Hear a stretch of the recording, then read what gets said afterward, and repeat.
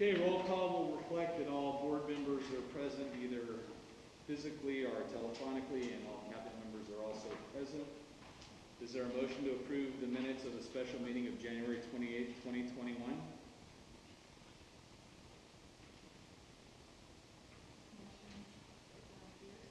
Okay, moved by Tricia Pierce. Is there a second? Second, Dana Conover. Seconded by Conover. Is there any discussion? Okay, call the question. All those in favor say aye. Aye. Aye. All those opposed? Okay, that carries 5-0. Is there a motion to approve the minutes of the regular meeting of February 2nd, 2021? So moved, Dana Conover. Moved by Anna Conover. Is there a second? Second, Patricia Pierce. Second by Tricia Pierce. Any discussion? Okay, hearing none. All those in favor say aye. Aye. Aye. All those opposed? Okay, that carries 5-0. Board meeting addenda. Mr. Bailey, do you have any changes to tonight's agenda? No changes. No changes. Is there a motion to approve the agenda for our meeting? So moved, Dana Conover. By Anna Conover. Is there a second? Second, Tricia Pierce. Seconded by Tricia Pierce. Any discussion? And we can't hear. I don't know if Linda's feeling the same way, but I can't hear anything that Mr. Griffith is saying. Sorry. Thought I was yelling loud enough. Any discussion on the agenda? Okay, hearing none. Preferential vote? Aye. Aye. All those in favor say aye. Aye. Aye. All those opposed? Okay, that carries 6-0. Community staff student recognition. Mr. Bailey. Point one. That's like the main event. Wow, we are just like, sorry about that. Wow. You just seem like you've been up here forever. And so kind of lost sight of that. Sorry, let's go back to 6.1. There you go. I just swear on our student board member. Yeah, it's a highlight of the evening, actually. We get to meet Angela Torres to my left, you're right. Angela attended Jackson Elementary School and DRA prior to her enrollment at Shadow Hills. She's a Shadow Hills Knight. Her hobbies include fishing and camping. Among her many interests, she includes watching basketball, making TikToks, hanging out with friends, spending time with family, taking her dogs on a walk, and most importantly, taking many naps at the top of her list. Angela's list of leadership experience is quite long. Her first role in leadership was in second grade when she was a student council member at Andrew Jackson Elementary. 2 years later, in fourth grade, she ran for student council treasurer and won.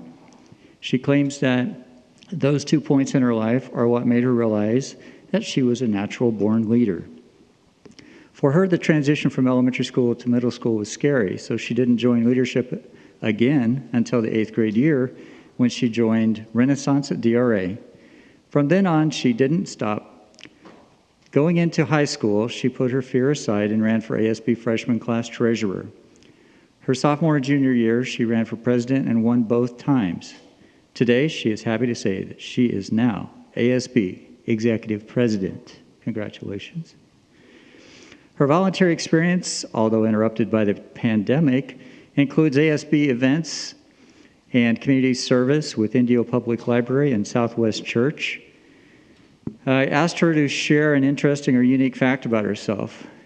This is the embarrassing part, right? Angela has 2 older brothers who graduated from Shadow Hills High School, one in 2012 and one in 2014. She has 2 dogs, a golden retriever, Callie, and a poodle mix, Bono. She has lived in the same house her entire life. Yet another fun fact, during her freshman year of high school, she hot glued a colored pencil to her forehead. She had that burnt scar for about a year. The worst part is she recorded herself doing it and sent it to all her friends. Digital memories last forever, don't they?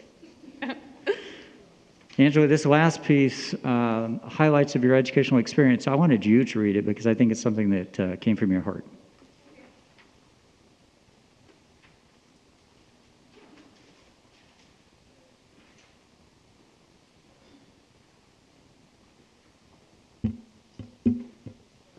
Can you hear me okay?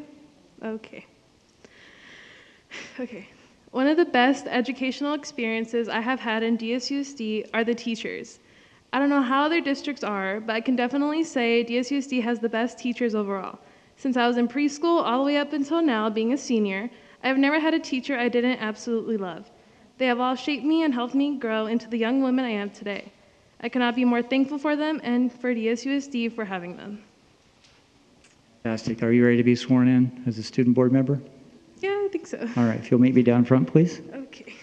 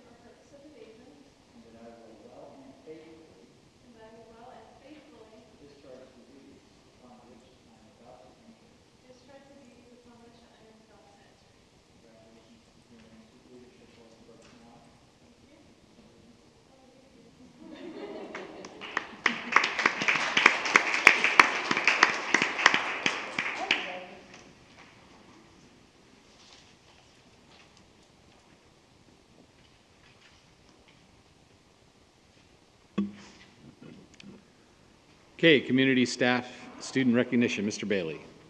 I'd like to invite to the podium Mrs. Mary Perry, our Public Informations Officer. Thank you very much. I'd like to begin by recognizing two Palm Desert High School band students who've been chosen for the California All-State Band. It's a pretty unique honor. So we're going to play a little clip, and it's congratulations to clarinet player Ethan Benedetto, who's a senior, and tuba player Gerald Morales, who's a sophomore.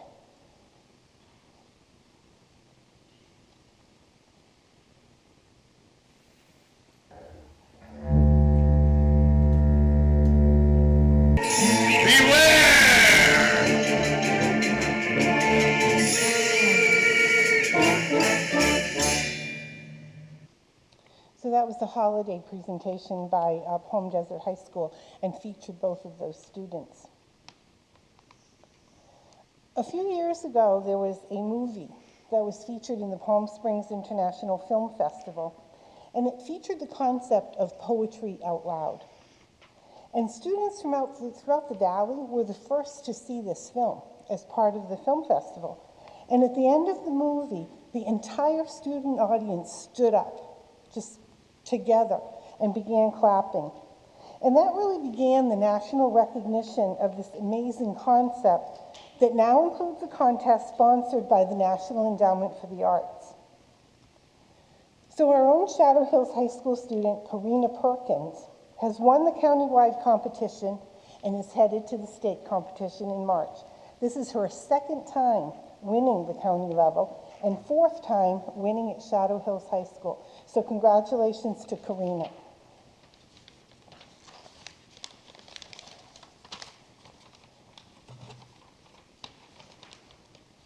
A number of our schools have been recognized as kindness certified schools for the commitment to creating a culture of kindness on their campuses.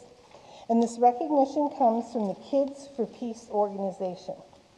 So the schools being recognized tonight are Dr. Ronaldo J. Carrion Jr. Academy, Benjamin Franklin Elementary School, Ronald Reagan Elementary School, Harry S. Truman Elementary School, Abraham Lincoln Elementary School, Desert Ridge Academy, and Shadow Hills High School. And speaking of kindness, there will be a district-wide week of kindness from March 6th through the 5th for the See Something, Say Something campaign. And if you check out the website, you'll be able to see the different activities that all of the schools are planning to do jointly.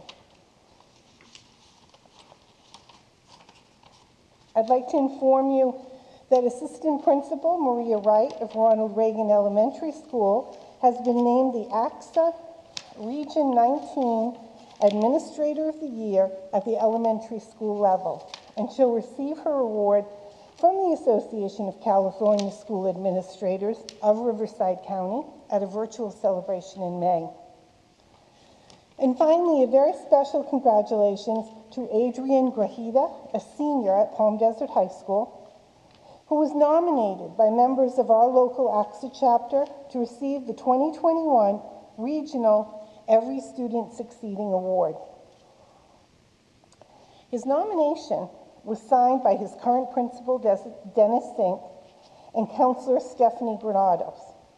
His middle school principal and assistant principal, Sally Frazier and Chris Geyer of Palm Desert Charter Middle School, and his principal and counselor from Abraham Lincoln Elementary School, Mary Alice Albergoings and Tanya Magana.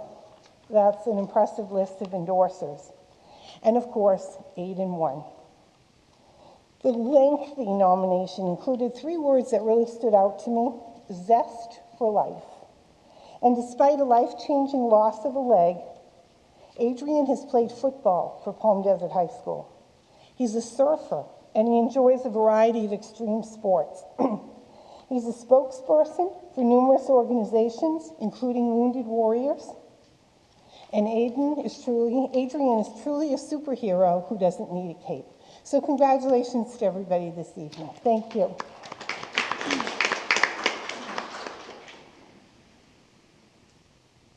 Okay, introduction of new or recently promoted employees. Dr. Salazar. Yes, I have 3 folks to introduce to you tonight, and the first one is Carrie Geis, one of our new school psychologists. Hi, Carrie, come on up to the podium. Yeah, it's a long walk, and I'm going to tell the board and the audience a little bit about you. Welcome. Hi. 4 years ago, Ms. Geis began working with adults with disabilities as a service coordinator for California Mentor, and it was there that she found a desire to work with individuals with unique needs. She went on to earn her master's degree in school psychology and a pupil personnel services credential from the University of La Verne. It's a great school. Last May, where her studies focused on multiculturalism and student diversity in the education system. Ms. Geis is already familiar with Desert Sands, as she has worked in our district as a licensed educational psychologist through our affiliation with El Paseo Children's Center in Palm Desert.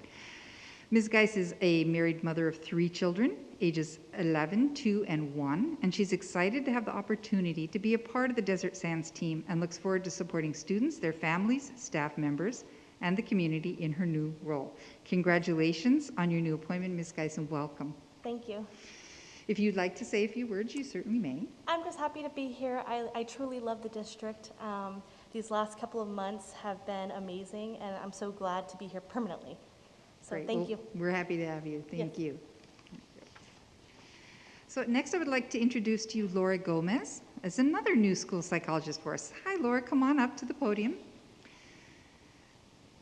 It's too bad we can't have a room full of people here because normally it's a packed house.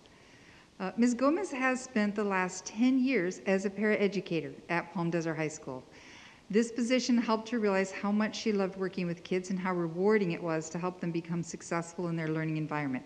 Ms. Gomez originally earned a bachelor's degree in liberal studies from UC Riverside with the intention of becoming a teacher, but she later decided that becoming a school psychologist would better fulfill her desire to help students. So she went on to gain a master's degree in school psychology and a pupil personnel services credential from Brandman University. Ms. Gomez has been married for 13 years and is the mother of 2 beautiful children, a daughter, Carmine, who attends John Glenn Middle School, and a son, Julian, who attends Earhart Elementary School. Laura credits her success to the support of her husband and family who have helped her on her educational journey. We're very pleased to welcome you to your new role in our district. Congratulations. I just want to say thank you for this opportunity. I worked for this district. My kids attend this district. This is home. I appreciate the opportunity. Thank you. You're welcome. And I would like to ask our new assistant principal at La Quinta High School to come forward, Dr. Ashley Shantz. There you go. So Dr. Ashley Shantz grew up in the Coachella Valley, attending schools within our district. Upon graduating from La Quinta High School, she attended UC Santa Barbara for her bachelor's degree, National University for her master's degree in PPS credential, and the University of Redlands for her doctorate and administrative credential. Dr. Shantz started working for the district as a counseling intern at La Quinta High School and Monroe Elementary in 2002. And upon completion of her internship, Dr. Shantz was offered a counseling position at her alma mater, La Quinta High School. During her almost 20-year career, Dr. Shantz has served as Advanced Placement Coordinator, IB CAS Coordinator, College of the Desert Outreach and Concurrent Enrollment Coordinator, and numerous other roles on campus. In 2018, Dr. Shantz was offered the position of Counseling Lead, where she worked in creating a student-centered freshman transition program, as well as working with district personnel to develop, pilot, and institute the district-wide Social Emotional Support Services MTSS referral model. This past year, Dr. Shantz was named the Desert Sands Unified School District Counselor of the Year. Dr. Shantz currently resides in La Quinta, California with her 2 daughters, Peyton and Reagan, as well as a recent bonus niece, Kaya. She enjoys hiking, traveling, and spending time with her family, and is looking forward to continuing to support the students, staff, and families of her hometown community in her new role as assistant principal. Dr. Shantz, welcome to the leadership team. Congratulations. Thank you. I want to thank everybody for the opportunity. I'm really excited. This is, I've been working on this for a long time, and I'd be amiss not to recognize a lot of people in this room that have mentored me over the last 20 years. Dr. Salazar, Dr. Cook, Mr. Bebo, Mrs. Perry. I've been really fortunate to have a lot of great role models and consult, and so I feel very prepared for this, and I thank all of you, and I'm really excited. Well, we're excited also. Thank you. Ma'am, could I have you put your mask on? Ma'am, not you. Ma'am, could you pull your mask up, please? Right here. Could you put your mask on? Yeah.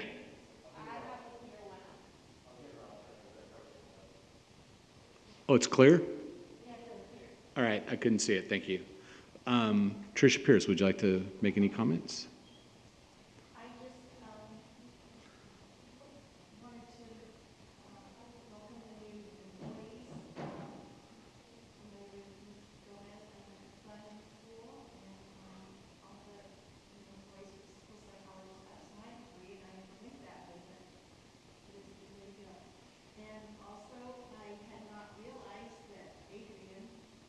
And the boy that was at Lincoln originally was in high school now, and that was really good to hear about all his accomplishments and what he's doing, reaching out to others. So, thank you.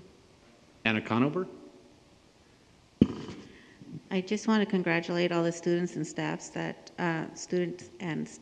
earned recognitions, and welcome all the new staff and those that have been promoted to permanent or to a new position. Welcome. Linda Porras? Yes, I also just would like to welcome the new staff and excited for you all to start on this new adventure. Welcome, Angela. Knights do it right, and all I have to say about your forehead episode is ouch. God, I can't even imagine. But welcome, and I'm so happy you're here. And I love hearing about the kindness awards that all of our elementary schools and Shadow Hills and Desert Ridge did. That just really warms my heart, because that's one of the things that we really need right now is kindness. So it's awesome that our kids are participating in that and really shining doing that. And I just wanted to give a shout out to Maria Wright. She's a friend of mine, and I'm just so excited for her. Well deserved. Thanks. Wendy Jonathan? Yes, Angela, I just wanted to say congratulations. I know if my younger son was watching you, he would be a big fan because he loves mini naps too. I mean, who doesn't love mini naps? Also, I have to tell you that your hot glue pencil to the forehead, great icebreaker when you get older. I mean, I don't know if anybody will ever be able to beat that, but hopefully we've learned not to ever do something like that again. And as far as overcoming fear, you know, Vincent van Gogh had a quote that said, "What would life be like if we had no courage to attempt anything?" And I think that that's really important, that you've been overcoming your fears and what you've accomplished. And that just tells me you're going to be a pretty incredible, you're going to live a pretty incredible life because of the risks you're willing to take. And trust me that it's well worth it. As my colleagues said, it's wonderful hearing about the kindness. There were so many student recognitions. Love hearing about that. Ms. Wright from Reagan Elementary, former teacher at Reagan, congrats to her. But congrats to all the students and schools that were receiving recognition. And Carrie, guys, welcome to the family. I know you were kind of quasi part of the family before, and now you're really part of the family.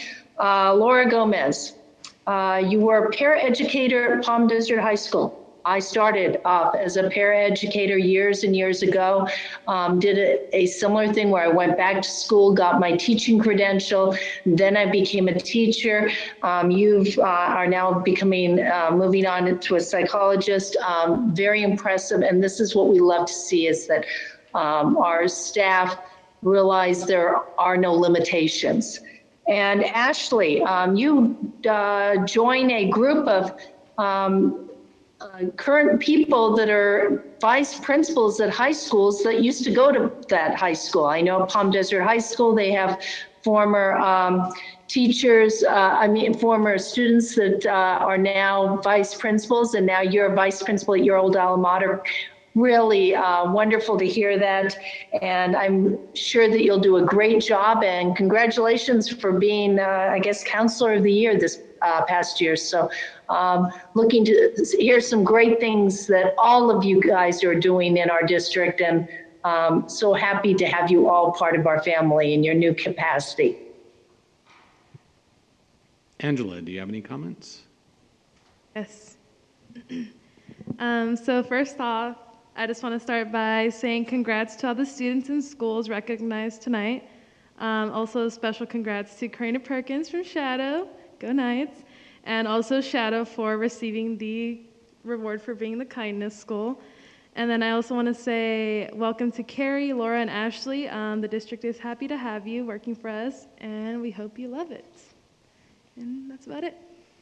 I'd like to welcome our 3 recently promoted employees. It seems like all of you have that common thread that you found out something that you wanted to do and you pursued it with your passion and you made it come true, and that's a great role model and a great example for our students, and I wish all 3 of you the best of luck and great success as you start on your new endeavors.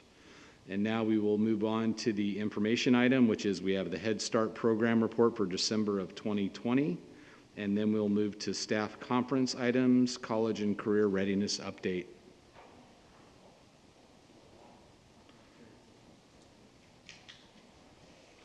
Dr. Kelly Mae Vollmer is approaching the podium for the introduction. Thank you very much. Our report this evening will come from Mr. Kevin Bebo, the Director of College and Career Readiness.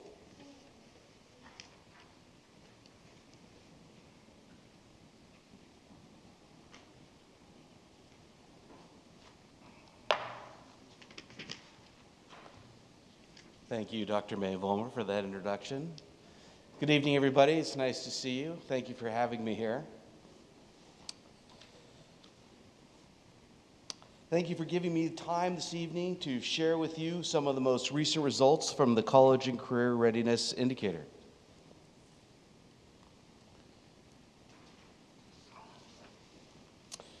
First, let's talk about the data.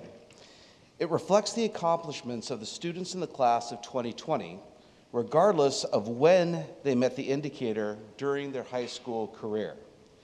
Unfortunately, with classes not meeting regularly during COVID, assessments like the Smarter Balance assessments and some others were not administered.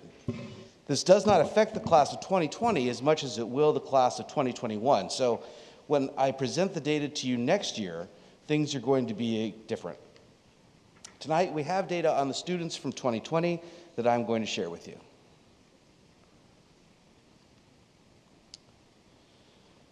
The College Career Readiness Indicator shows how well school districts and schools are preparing students for likely success after graduation. Only graduates can be classified as prepared or approaching prepared. For school districts and schools to demonstrate success on the state measure, high school graduates must meet at least one of the criteria at the prepared level as I will describe. For the class of 2020, 45.7% of students were considered prepared, while an additional 19.6% were considered approaching prepared.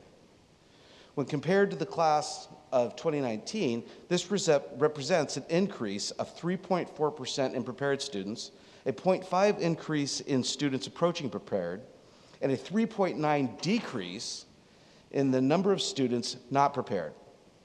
This represents an increase in not only the percentages of students, but in the case of prepared, an increase in the number of students, in spite of the class of 2020 having 134 fewer total students than the class of 2019.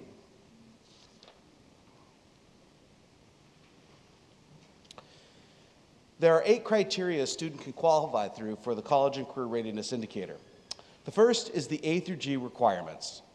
These are the courses that students take in a regular school day that meet a variety of academic areas like math and English and are recognized by the University of California and Cal State University systems.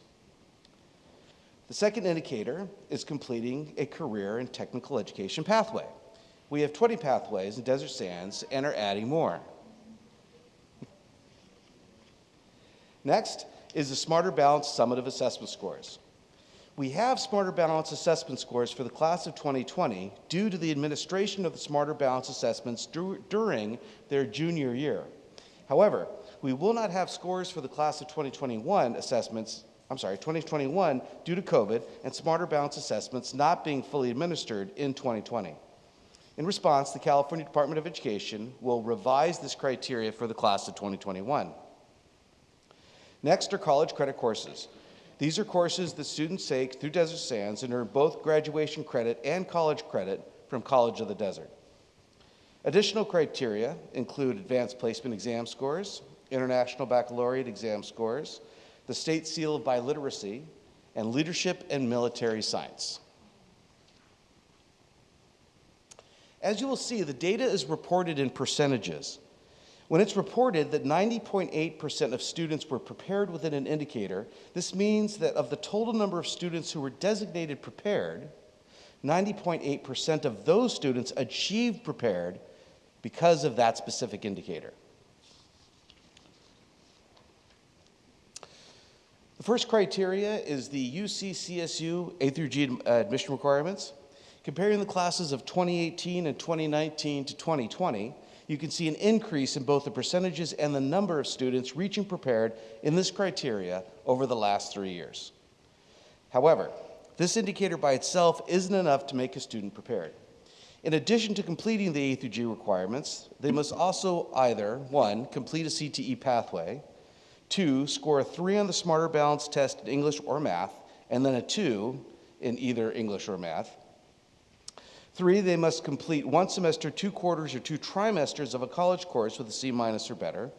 Or 4, score a 3 or higher on 1 AP exam, or a score of 4 or higher on an IB exam. The next indicator is the Smarter Balanced Summative Assessments. The Smarter Balanced Summative Assessments were not administered in 2020, but students in the class of 2020 took the exams in their junior year. Those results are reflected here. As you can see, we declined slightly in both the percentage and in the number of students considered prepared based on this indicator. However, we increased in both the percentage and the number of students approaching prepared when compared to the class of 2019. Looking at college credit courses, you can see that we increased to 18.3%. That's more than triple the number of students that are taking 2 semesters or 3 quarters of a college course. This reflects the hard work the high school sites have completed through collaboration with College of the Desert over the last few years. Indio, Palm Desert, La Quinta, and Amistad all include CTE programs that incorporate at least 1 college credit course. Indio's agriculture pathways include courses articulated with Mount San Antonio College. Shadow Hills, along with some of the other high school sites, also offer academic core college credit courses, including English, history, and languages other than English. High school teachers of college credit courses must meet the minimum requirements as an adjunct professor at College of the Desert. The number of students considered prepared by completing a CTE pathway along with one of the other criteria declined by 5. And the number of students considered approaching prepared declined even more. This may be less representative of the total number of students who completed a pathway and more representative of these students not completing one of the additional criteria required. It may also be a result of students not completing a CTE pathway in 2020 due to COVID and the restrictions it placed on the hands-on and work-based learning opportunities available in CTE. CTE teachers are addressing the needs of special populations of students, and to support that effort, are currently participating in 4 professional development opportunities this year provided by a dream team of DSUSD special education representatives and focused on improving the CTE teachers' understanding and application of universal design for learning, a way of thinking about teaching and learning that helps give all students an opportunity to succeed. The number of students considered prepared due to completing at least 2 years of leadership military science and a Smarter Balance assessment score increased by 3 students in both prepared and approaching prepared. All 4 traditional high schools offer a military science leadership program, and the number of students participating grows every year. These programs are primarily focused on building student leadership skills and providing a structure for everything from studying for class to appropriate dress.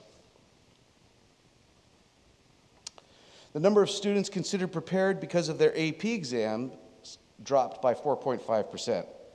This may be in part due to AP providing refunds to students who selected to not take an AP exam in 2020 after initially signing up to take that exam. The format of the exam was also shifted to online. About 20% of students countywide who had planned on testing did not take an exam. The International Baccalaureate program canceled all their exams in 2020. Instead of using exam scores to determine preparedness, the students' passing grades were used. This is why the number of students increases by 1 between 2019 and 2020. Oh, I didn't show you the slide. Sorry. Here we go.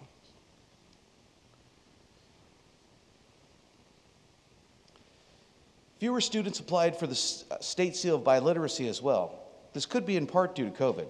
However, the number of students in the class of 2020 was higher than the number of students in the class of 2018, and Desert Sands is currently second in Riverside County in the number of students who graduate with the state seal of biliteracy.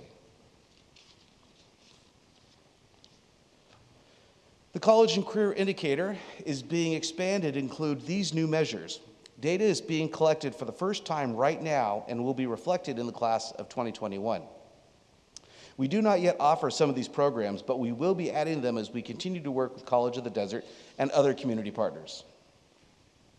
And here are some of the things we are doing to increase the number of students considered prepared in each indicator. We're expanding the number of college credit courses, both core and CTE, available to students. We're adding more A through G courses district-wide. Thank you. We're adding more A through G courses district-wide where there is need. We're augmenting Smarter Balanced Advanced Placement and International Baccalaureate assessments by continuing to provide professional development opportunities for teachers and support for students. We're supporting the military science programs. We're raising awareness about the Seal of Biliteracy opportunity. And we're growing our CTE pathways. In fact, there are 3 new for 21-22 and supporting teachers working with special populations of students. And now, here's a preview of some of our new Cte Advertising Materials. And we attach those to your agenda, or to your handouts. The stickers? Did you get them? Yeah. I have others if you want more. In an effort to promote our CTE programs, we have created a new advertising campaign that features these logos. They will appear on the district website, print advertising, and as stickers students can place on their laptops and water bottles. And they also come in Spanish.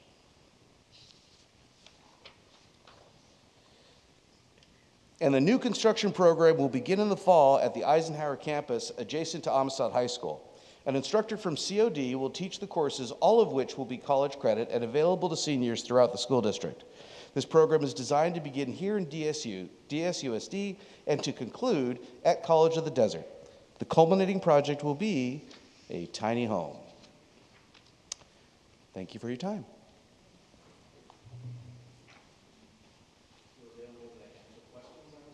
Yes, sir. Angela, do you have any questions? No questions at this time. Okay. Tricia Pierce? No, I'm glad to see that we've been expanding over the years and continuing to in the career pathways for students, as many of them are not on the track for college, and this gives them a great way to make a living and be trained. I like that you're doing the carpentry or construction and using that site at the old Eisenhower. That's wonderful. Thank you. Linda Porras? Mr. Bebo, thank you so much. This is just awesome. I love seeing how you just are moving forward and just giving more opportunities and more outlets for our kids. Great, great job. Thank you so much. Wendy Jonathan? Thank you, Mr. Bebo. Always a fan. I did have a couple of questions. Why did we have less students participating in CTE this year? Is it because of COVID? Was that a factor? Well, I'm not 100% sure. It wasn't that we had fewer participating. We had fewer complete their CTE pathways. And yes, Right. I think that's a direct result of them losing access to the lab space and all of the tools and materials that they use to complete those programs.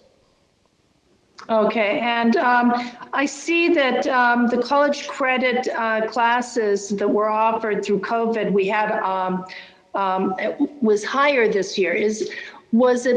Do you think that actually having this program and doing virtually has actually benefited our students in some way as far as those courses are concerned? As far as their success in the courses that tend to have an online element, those students that are already taking college credit courses may have had a bit of an advantage when we made that switch, sure. It's mostly due to the fact that we are expanding the variety of courses that are available to students, and a lot of that is happening in CTE. There's a new requirement for Perkins that in order to be considered a program of study, every CTE pathway must include a college credit course. There's a big push. Now, that doesn't mean it won't be a pathway, but to get that higher designation of program of study, a college course is required to be included. So we're going to continue to encourage our CTE teachers that qualify or that meet the minimum qualifications to work with COD to bring more college courses into their pathways. Terrific. And we didn't have any glitches when it came to transitioning that way because, as you said, they were always virtually to begin with, correct? Or do we have some students going directly onto the campus like at COD or in some cases? No, we haven't had any students going to COD. It's been closed this entire time as well. Right, but I mean, prior to that, were they doing that to fulfill the CTE requirement? Well, okay, that's a good question. So for one of the examples that we have is our HVAC program, which does include a component, a lab component that's had to be rescheduled for a time when the students can, in fact, get that access. Another thing, the state seal of biliteracy, it's great hearing that we're doing so well across the county. Is there a way you can get a report to all of us to let us know what schools they're graduating from with those seals of biliteracy? I'd like to see if it's spread throughout the district, if all of our high schools are participating equally, or is there one school that's doing extremely well and maybe we need to look at what they're doing and encourage more of it at some of our other schools? I will work on that. Terrific. And finally, and I know Superintendent Bailey knows, I am just so excited about this construction program. I've been wanting a construction program for years and years and years, and I know that Mr. Bailey was about to chop off his ears when he came near me because I kept on saying this is what I want, and I couldn't be happier because I think that it's going to be a great addition to our programs and a great addition to our community as well. But thank you again, Mr. Bebo. You're doing a great job, and I know that we can continue to see our students excelling because of these programs you offer. Thank you. Anna Conover.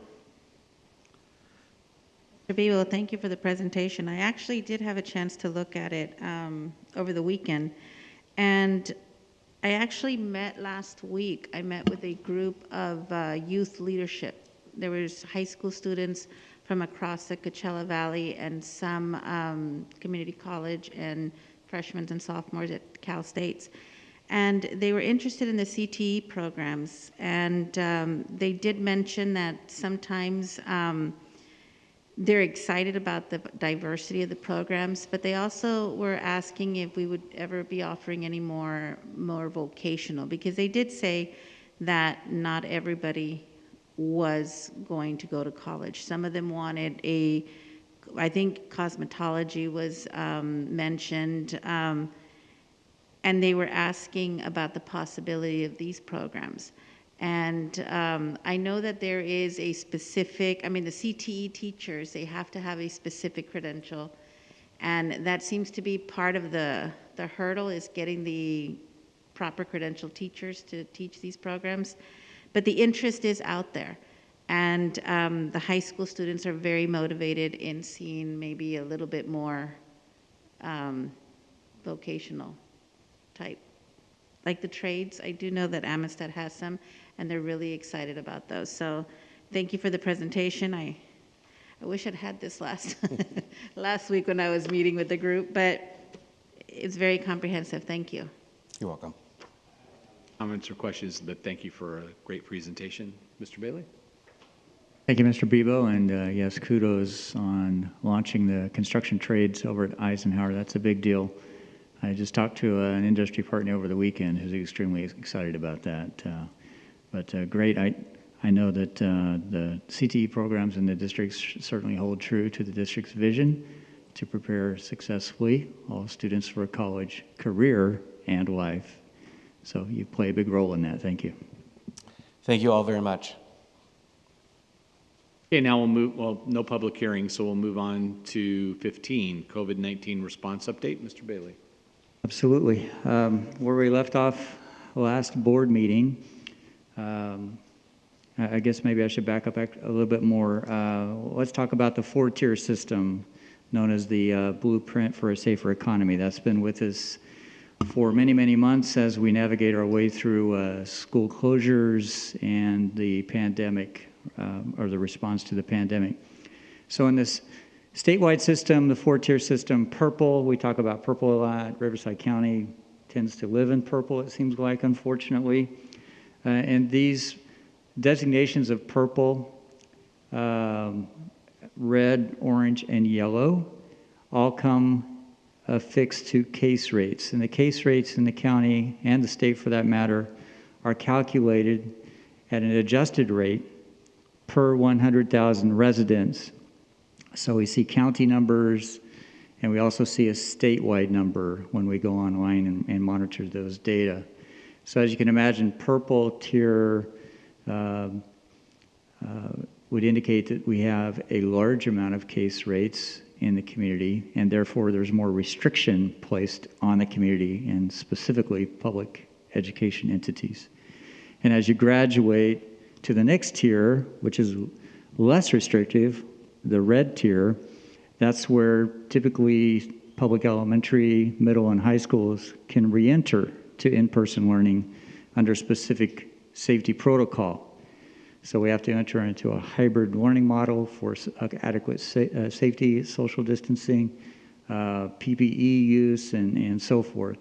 So purple being the most widespread of the cases per 100,000 residents in Riverside County is where we are currently, trying to work our way to red so we could bring all students back. Now I go back to the most recent board meetings. We had a special board meeting and a regular board meeting. And during those board meetings, I brought up the concept of the Safe Schools for All plan. And this is legislation that was introduced as the legislators came back into Sacramento. And that was announced, I believe, December for the January session, January 2021. And what that allowed, I think I used illustrations of road signs. It would allow an earlier on-ramp or an accelerated return to in-person learning for elementary age students. So statewide, this applies to K-6. However, in Desert Sands, for example, we have a specific grade span for elementary, which is TK5 technically. So think of this on-ramp, this opportunity as a TK5.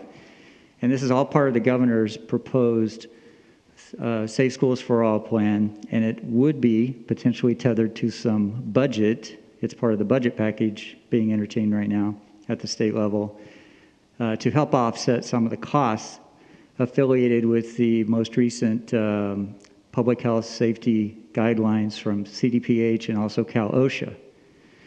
For example, if you do bring the students back, there's a regimen of testing opportunities, and that testing gets very expensive, COVID testing that is.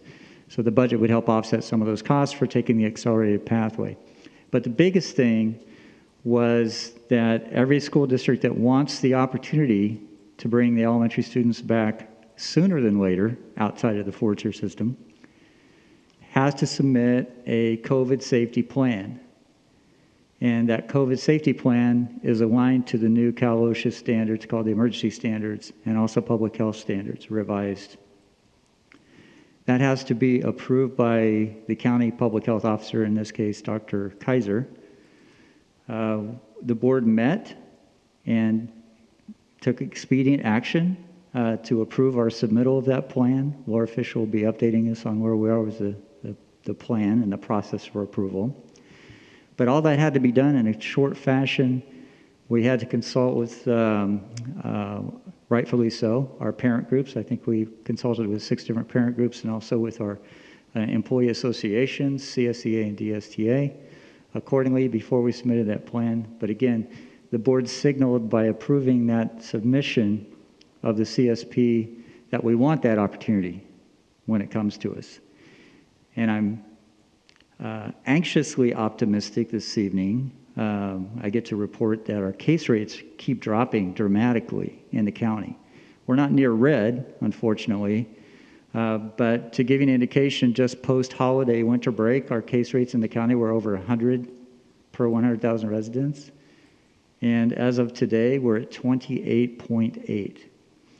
Now you might ask, well, under the new CDPH guidelines for students to have this access in elementary sooner than later, what is the case rate requirement? So that threshold is actually below 25, I'd say technically 24 per 100,000.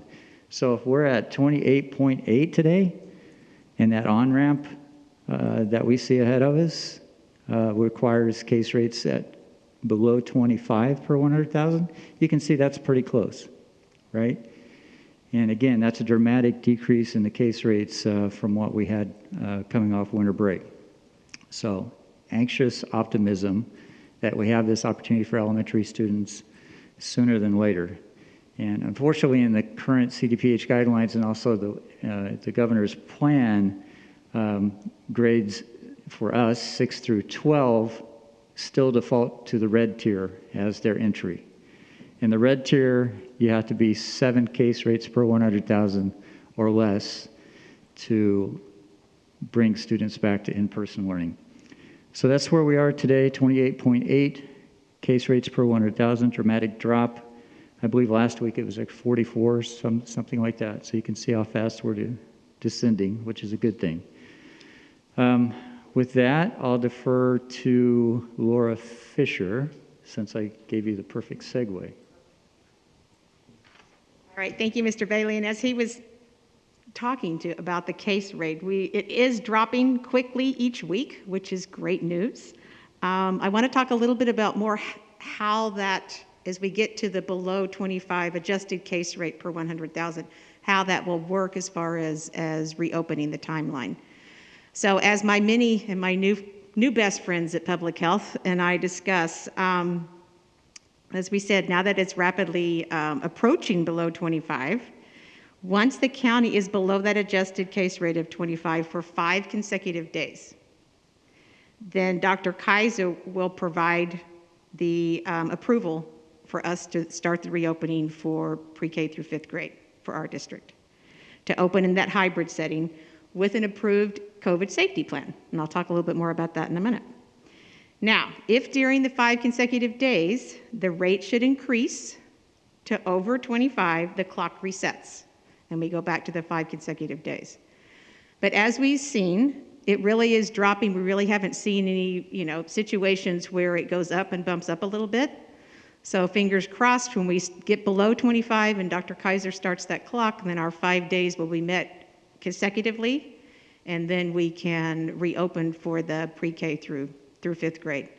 So we're very excited about that. As for our COVID safety plan, as Mr. Bailey talked about, we are anxiously awaiting. I have, again, calls with my many public health friends as recent as a few hours ago.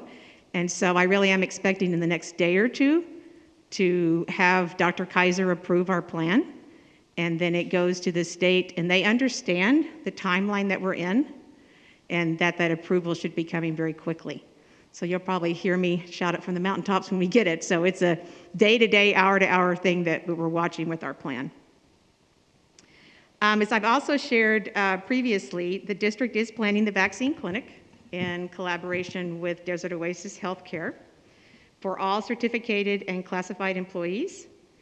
The CDC also recently released the reopening strategies for K-12 school districts, and they recommend the following, quote, "In order to support safe school reopening, state, territorial, local, and tribal officials should consider giving high priority to teachers in early phases of vaccine distribution. Access to vaccination should nevertheless not be considered a condition for reopening schools for in-person instruction. Even after teachers and staff are vaccinated, schools need to continue mitigation measures for the foreseeable future, including requiring masks in school and physical distancing." And fortunately, our county has put educators in priority in the Tier 1 Phase 1B, so that's a wonderful thing. So as I talked about before, we've had a great response with now 2,015 out of our 2,729 employees registered for the vaccine clinic. We've met again with DOH and continue to talk about the vaccine supply, and we have the location and all the logistics for the clinic. It will be located at La Quinta High School in the auxiliary gym off of Dune Palms Road. All employees will be pre-registered with appointments for that 2-day employee clinic, along with scheduling the follow-up appointments for the second dose after the 21 days, because it is a Pfizer vaccine. So we've tentatively planned the clinic for the end of February, early March, pending the allotment of vaccines. And as I'm receiving word, the vaccine supplies are increasing, so we are hopeful it'll take place in the next few weeks. Our updated COVID numbers, which are happy to report, today is we have 278 since last spring. Of course, not that that's a happy thing, we'd rather have none, but we've only had 7 additional people with positive COVID tests since our last board meeting. So it really is reflecting what we're seeing across the county and across the state. At our last board meeting, we'd had 18 in the last 14 days, which at that time was really remarkable. So again, it's really exciting to be heading in the right direction. As I've said before, we can see the light at the end of the tunnel, and it's not a train. So it's wonderful. Part of the COVID safety plan also, as Mr. Bailey was talking about, requires districts to have a plan for all students and staff for asymptomatic COVID testing while we're in this purple, particularly weekly testing. So our asymptomatic testing will be provided to all districts, students, and staff at each school site. We've partnered with the state of California's Valencia branch laboratory to provide the COVID-19 testing supplies, shipment, laboratory capacity, enrollment, reporting technology, training, and assistance with insurance reimbursement to the district in accordance with the public health testing cadence. Again, that's where a lot of our funds will be going, is to pay for those test kits. We've also contracted with Maxim Healthcare Staffing Services, which is on the agenda tonight for approval, to bring in support personnel to assist with the testing sites to ensure appropriate test administration. And then our district health personnel will also be on site at those testing clinics. The testing schedule has been developed to provide the on-site, outside testing at every school site and district office. So the students will be able to be tested at the school site. The parents aren't going to have to take them anywhere, but the pre-registration obviously will be completed by the parent for consent. So those that provide consent, the students will be tested at the site, and then with that information, the reporting will go back to the parent. Distance learning students that are not on campus are not included in the asymptomatic testing. They don't have to be tested. So the testing remains weekly until the county reaches the red tier, and then it goes to every other week. And then once we get down to orange and yellow, as Mr. Bailey was talking about, the restrictions lessen, and only testing that has to be done is if someone is symptomatic. So that would end our testing cadence with requiring those tests. Now, because we have the kids divided into cohorts, that means each school site, for instance, Reagan, would have we'd have a testing session for cohort A and a testing clinic for cohort B. So it is quite a process, but like I said, we're bringing on additional staff through the COVID relief funds to be able to support the sites in that endeavor. Again, thank you very much. Thank you. Mr. Aquino, Business Services. Update, please.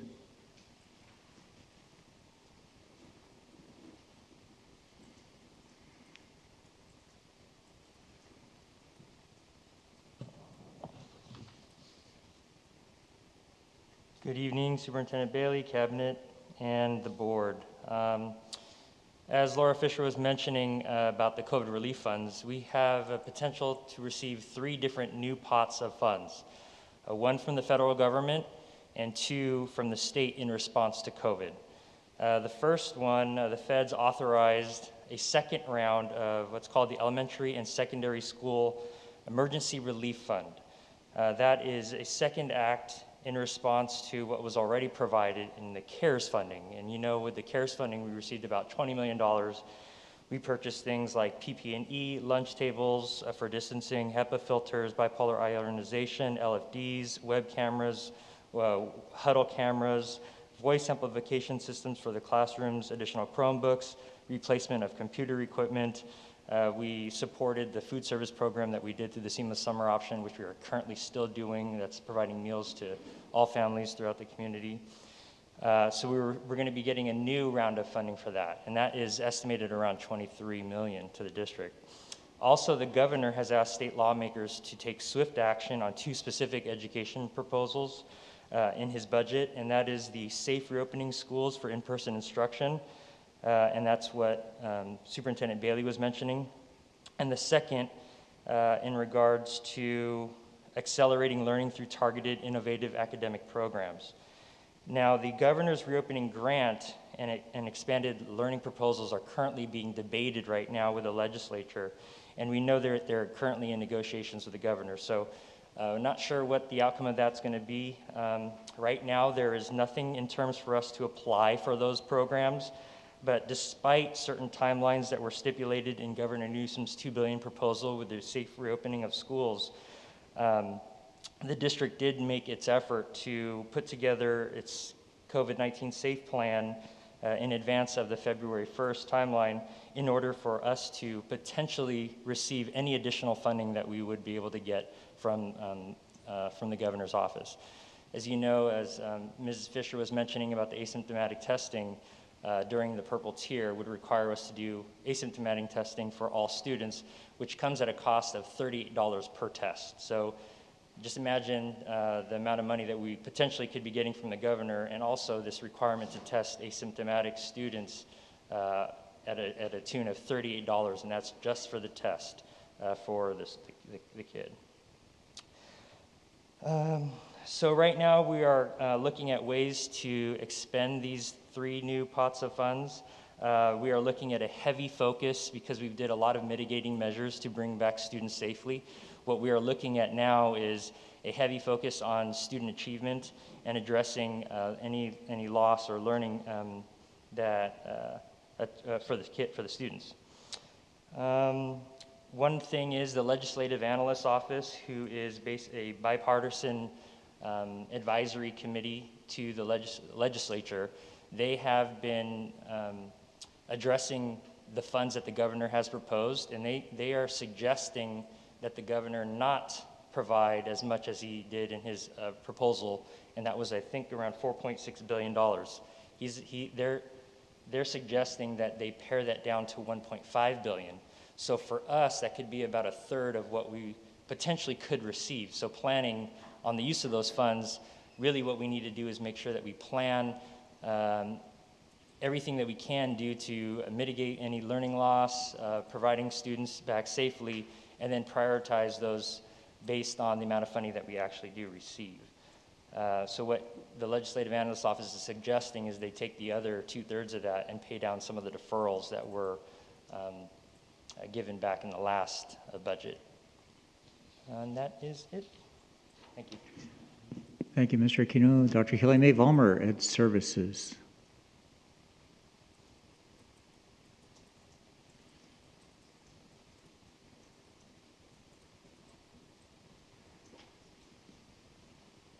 Good evening again. I just want to give you a few updates on things going on in educational services and technology as we continue to function in a distance learning virtual environment, at least for the time being.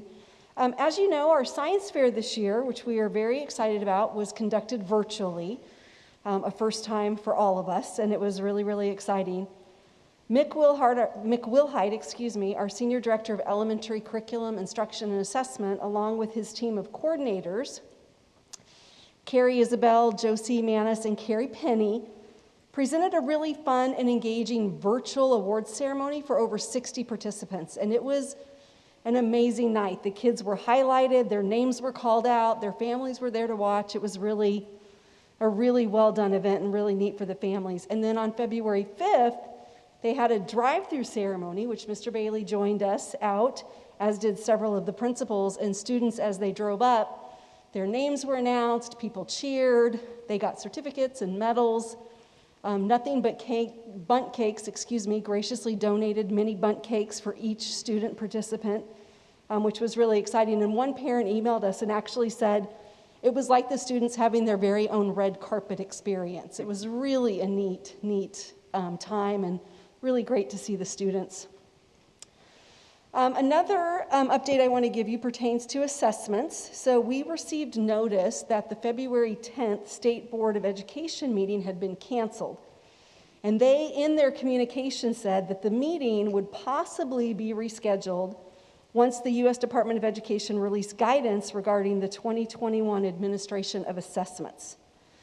So we just heard this weekend that they actually rescheduled the meeting for February 24th, so they must have received information from the Federal Department of Education. We don't know what that information was, but we hope to hear it.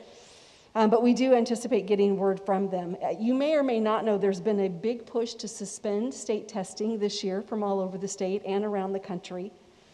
There's no indication right now as to whether or not waivers will be allowed, but Desert Sands will be participating in a conversation with the California Department of Education and the State Board of Education around topics associated with assessment on February 19th in order to provide some input and ideas. So we'll keep you updated as that progresses. Additionally, there's been work, consistently going on, obviously in the technology department as we're in distance learning, but that work looks a little bit different all the time as we're in distance learning. And so I wanted to update you on some work that's being done by the technology staff. Sam Vincent actually has been leading some of the work and is coordinating efforts for us to reach out to students who have repeatedly reported tech issues as the reason why they can't attend class. So as they see those repeated instances, they're reaching out, calling the families, trying to resolve what those tech issues are so that students don't miss any more class than necessary. But it's also been incredibly helpful to identify students who really need re-engagement services rather than technology services. And so we'll obviously be working with Laura Fisher's Area and Child Welfare and Attendance on that. But they're doing some great work there and really uncovering some neat ways to help our students. And then finally, just an update on sports and CIF. Friday, we had our first in a very, very long time athletic competition between our students. Shadow Hills High School and Indio High School had a cross-country event at Indio High School following all of the California Department of Public Health measures, and it was a very, very successful event. So I just wanted to really call out and acknowledge the great work of our athletic directors, our administrators, our coaches, all of whom did a fantastic job ensuring that our students were really safe. And also just really appreciate Laura Fisher and her help as she works so closely with public health, helping to make sure that all our participants were safe and followed appropriate COVID safety measures. And just a reminder, as I mentioned last time, our first league event will be on March 13th. That's also cross country, and they'll be following that staggered start time. But it was really great to see our student athletes out there participating. So that's my update. Thank you. Thank you, Dr. Vollmer. We'll conclude with remarks from Dr. Salazar, Personnel Division. Since September, personnel has been working diligently to align the hybrid distance teaching assignments with the staff and parent requests. There remain only a very small group, 7 special ed teachers at the elementary level, whose assignments are under review for final determination. We're working with special ed and the principals on those. We're looking forward to the day when we can bring our students and employees back to our classrooms under the hybrid instructional model, and it looks like it might be pretty soon. So we're excited about that. That's it. Thank you. That concludes our remarks and our update. Happy to entertain any questions. Angela, do you have any questions? Can I comment? Sure. Oh, okay. So first, I just want to start off by saying thank you to everybody here at the district. I know you guys are all working hard to make sure we can get back safely and just get back as soon as possible. So thank you. And then also, I just want to say, it shows progress. The case rates keep dropping, so it gives all of us hope, we get a return back soon. I think it was Miss Laura Fisher you mentioned the vaccine clinic. I just think that's so amazing that we get to have a vaccine clinic for everybody here, so that's awesome. Mr. Aquino, I just wanted to comment, more funds, more safety for the students and everybody, so I think that's awesome too. And then just ending off with, athletics starting up again, conditioning, everybody's super excited. I know all the athletes at Shadow Hills were really happy for the cross-country team winning their meets, so that was really happy. And it just gives everybody hope, athletics are coming back, so it just makes everybody really happy. Thank you. Tricia Pierce. Made a good summary there. No, I'm glad to hear too that instead of many, many details of what needs to be done, we have much of it done and we're in this waiting mode and the numbers are getting low enough that we can see maybe in the next few weeks we'll actually have the kids in there. So that will be great. And I do applaud them reaching out to the students that need the re-engagement strategies and really need that personal one-on-one, contact and to get them back interested in it for this last little bit that we can get them hanging on for. In the sports, I noticed, and I keep getting confused on which sports that we actually have that could be doing competition now. Besides cross country, I don't remember what other ones there were. That's the only one? Yeah, so that's all we had then, okay. So I wonder, the rest of them have to wait for red tier, is that correct? Okay, the other ones? Yeah, Dr. Vollmer can answer that, but yes, as I was talking about the 4 tiers, there are permissible sports within each of the color codes as we become more or less restrictive in this case. Dr. Vollmer? Yes, just exactly, Mr. Bailey said it very clearly. As you progress through the colored tiers, different sports are allowable under those tiers. And if you look at what the sports are, it really makes sense as we're coming out of COVID more, at least how they've tried to align it, it looks as though those sports that have closer contact have to wait until the later tiers. I think I even took a screenshot of that now that you say that. I do remember them being listed like that. So hopefully we can cram a bunch of them in if we get down into other tier levels, below even red, hopefully. And I'm glad to hear that the teaching assignments are in place and ready for our move into hybrid. And I'm happy to see things are moving along positively. Thank you. Linda Porras. Yes, I just want to say thank you so much to Cabinet for all of your hard work and everything that you guys are doing. And it's great to see that there's a light at the end of the tunnel. I mean, I think it would be so awesome if we could get our kids back in the classroom and our teachers back. And it just looks like we have hope. You know, it really is looking promising. So I'm really happy to hear that. And that we're ready. We're ready to go when we can get back in there. So really excited about that. Wendy Jonathan. Thank you again, as always, Superintendent Bailey and your cabinet. They've done an excellent job in reporting out.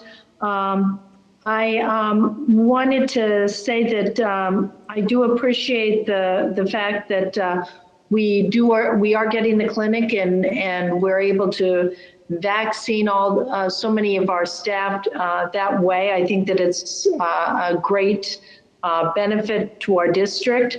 And as far as Jordan was talking about the testing, and it's $38 per student, that is a big concern because that's a lot of money, and we really need to make sure that the money that they're talking about giving us is really going to come to us, because we still are talking about deferrals from the state of California when it comes to paying the money that they already owe us. So I'm hoping that there really is money behind their words. Kelly, I think it's wonderful. I saw the CIF, actually saw part of the CIF playing the cross country on TV. It was actually on the news, and it was kind of exciting to see the kids back doing some kind of activity together.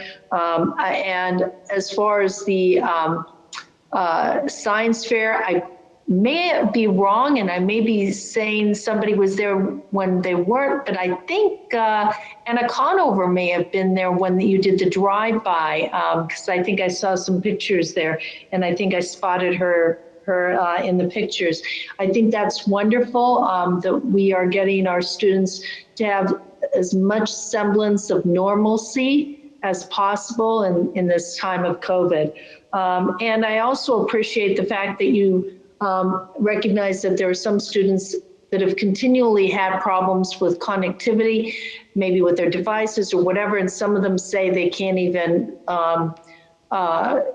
they can't have their video on because of the problem. And I'm glad that we're making, reaching out to those families and saying, let's see how we can fix this, because it's not helping the students if they're not there participating in school. We need to have, if the students aren't there, they're not learning. So we need to make sure that they're there and engaged.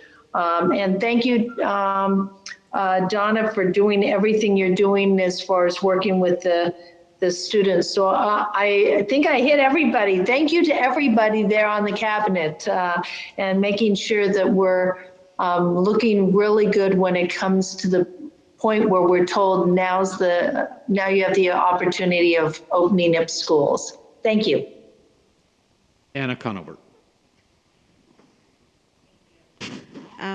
There is a lot of work that has been done, and a lot of, I know you guys have been working really hard on these plans, and I know it still hasn't been approved yet, correct? Our safety plan, okay. It has not been approved yet. And I'm talking as being someone that is in the actual classroom. Many times decisions are made and at the management level and stuff, and I just want to make sure that communication filters down to the teachers, to the cafeteria workers, to the bus drivers, because many times when you ask them, okay, so what is the plan on day one? Many times some people are like, I'm not quite sure what the plan is. I'm not quite sure what recess is going to look like, what lunch is going to look like. as districts are planning on opening, I know that that's a thought that goes through my head going, okay, what is it actually going to look like in the classroom? Because parents say we want schools to open. We do. But the logistics of it, I saw that, they were putting, signage up on the schools. You walk this way. You come back this way, you enter in this door, you enter it out that door. It just seems so logical and so well thought of.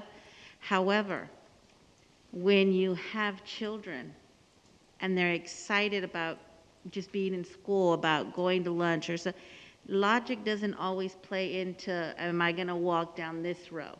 Am I gonna walk down here? Yes, I know the little arrows are, but unless you're in the trenches, I guess you could say, all the well-planned out things sometimes make you cry just thinking about it. So I just want to make sure that when the day comes that those doors are open, every single staff member knows a plan for that school site.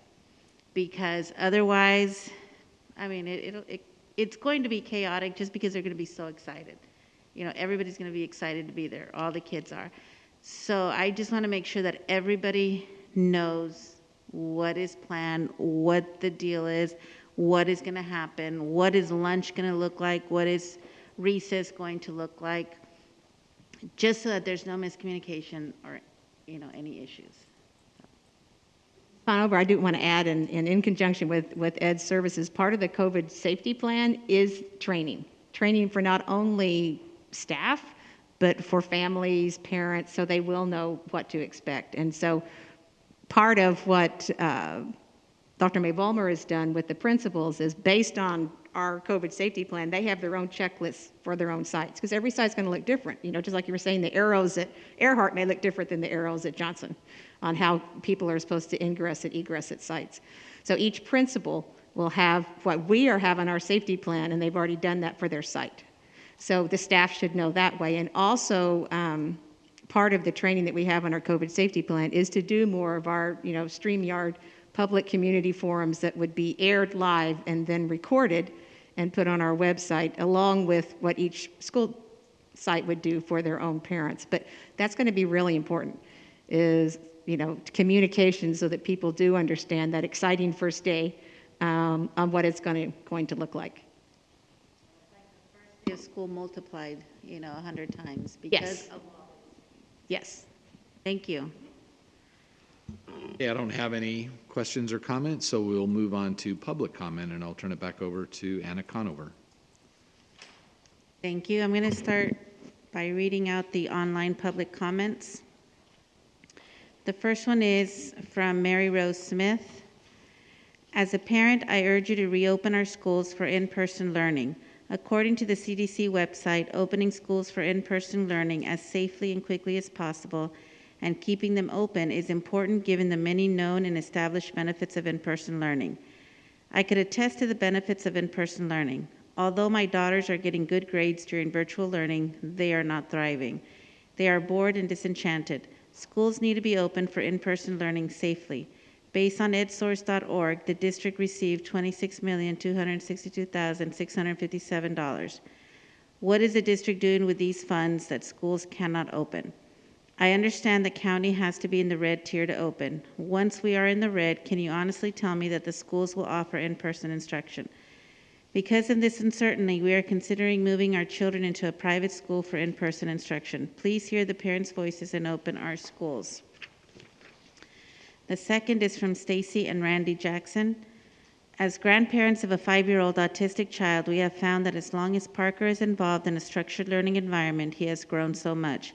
Starting in early childhood special education at the age of 3, Parker was a child that didn't verbalize much with others. Over the first year of in-person classroom education, he was starting to come out of his shell. When COVID hit and the classroom learning switched to online, he definitely regressed. In August, an option of in-person or online schooling was offered with the option to switch each 9 weeks. Our daughter placed both of her boys as in-person. Parker is in pre-K and is thriving, reading at a 3rd grade level and back to talking all the time. We feel that Parker gained so much from being in a classroom with other students opposed to being at home with a parent trying to do what a teacher is taught to do. Texas schools have been back in session since August, and there have been no breakouts of COVID either at Parker's school or his older brother's school. His older brother played soccer and now is playing basketball. All of the high schools in the Dallas-Fort Worth area played full sports seasons and have remained open, with the exception of the massive ice storm we are now having. We support the opening of schools everywhere for this reason, the advancement of students through learning and extracurricular activity where they learn many of life skills taught by teachers and coaches. Randy and Stacy Jackson from Garland, Texas. Number 3 is from Chelsea Wilson. I am writing to implore you to begin in-person school with precautions immediately. In a White House press briefing, the head of the CDC has said, quote, schools can reopen. Safe reopening does not suggest teachers need to be vaccinated, unquote. She doubled down on this comment later in saying vaccinating of teachers is not a prerequisite for opening schools. This is the director of our nation's top scientific body in preventing the spread of and understanding disease. She is the first and last authority we need to hear from to know that reopening is safe. What is more, our teachers have been prioritized to get vaccinated. Yet 30% of them opposed registering for the clinic based on numbers you gave 2 weeks ago. Perhaps this 30% should be the first to return. At what point do you have to accept all reasonable and frankly unreasonable accommodations have been made to create a safe environment for teachers and staff? That point is now. You have the funding, you have the precautions, and we as a nation have the data and the support of our top scientists. I do not accept tutors and substitutes as replacements for my children's teachers in the classroom. No other profession on the planet has been treated so carefully and frankly so discredited by their union, an organization that is devaluing their constituents by the day. Last week, Mr. Griffith said, quote, if it were up to me, the people who wanted to go back would go back and the people who wanted to stay home would stay home. Well, sir, it is up to you. The buck has to stop somewhere. Responsibility being passed between school board and the union only hurts our children. Moreover, the asinine assertions by Ms. Gonzalez-Alisi at the last meeting that the current educational offerings from DSUSD, quote, can't all be wrong and can't all be horrible, represent blatant cherry picking of exceptional situations while disregarding the majority of the learners in our community. Take responsibility for all of us, not just some. Number 4. From Leslie Cantor. The district has received over $56 million in COVID relief funds, clearly putting us in a very safe position to open our schools. Why is the district not following the science and opening our schools and questioning our county and our governor to do so? You continue to sit back, say your hands are tied, and do not fight for our kids. It's time you have our kids back and not solely the union. They only cause harm. It is clearly safe to open our schools. Let those that want to go back, go back.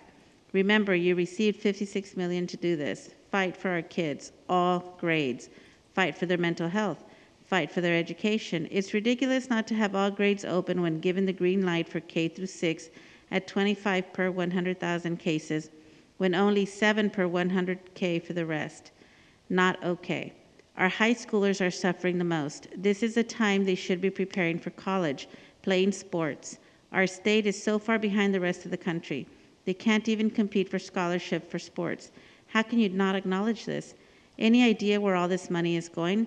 Pretty disheartening for the union to speak for all teachers. All the teachers I know want to go back into the classroom. They said to wait for the vaccine before we open. Now we have the vaccine. So definitely, this is not the issue anymore. Not really sure what your end game is because our numbers are dropping significantly, 76% in the last 7 days. Have any of you actually done the math? We've had 3,558 deaths in the last 11 months from COVID or COVID-related. We have 3 million people in our county. This is nothing. It's sad, but it's nothing percentage-wise, so where is your fear coming from? The new numbers just came out today, which puts us at 28 cases per 100,000. By next week, you'll be ready to start opening. Bottom line, self-destruction to our education system is all I see. Follow the science, open our schools, and push our county to do so. Don't let the union destroy DSUSD. Number 5 is from Stacy Santiago. The school district needs to focus on the kids that are in high school. You had the chance to open in October and you chose not to do it, and then I found out the school district didn't try and get a waiver. Why? Many people wanted to send their kids. Why are you not teaching the kids outside? I have to work, and this isn't fair to my family and kids. Those are all the online public comments. Communications from the floor. In accordance with bylaws of the board number 9323, time is reserved for oral communications by members of the Board of Education or by citizens present. Citizens wishing to be heard on agenda items shall have a 3-minute limit and should indicate their intention at this time. In accordance with the law, decisions of the board cannot be made on any matter not previously published before the board meeting as indicated in bylaws of the board 9323.2. The first will be Trina Gonzalez-Alizi.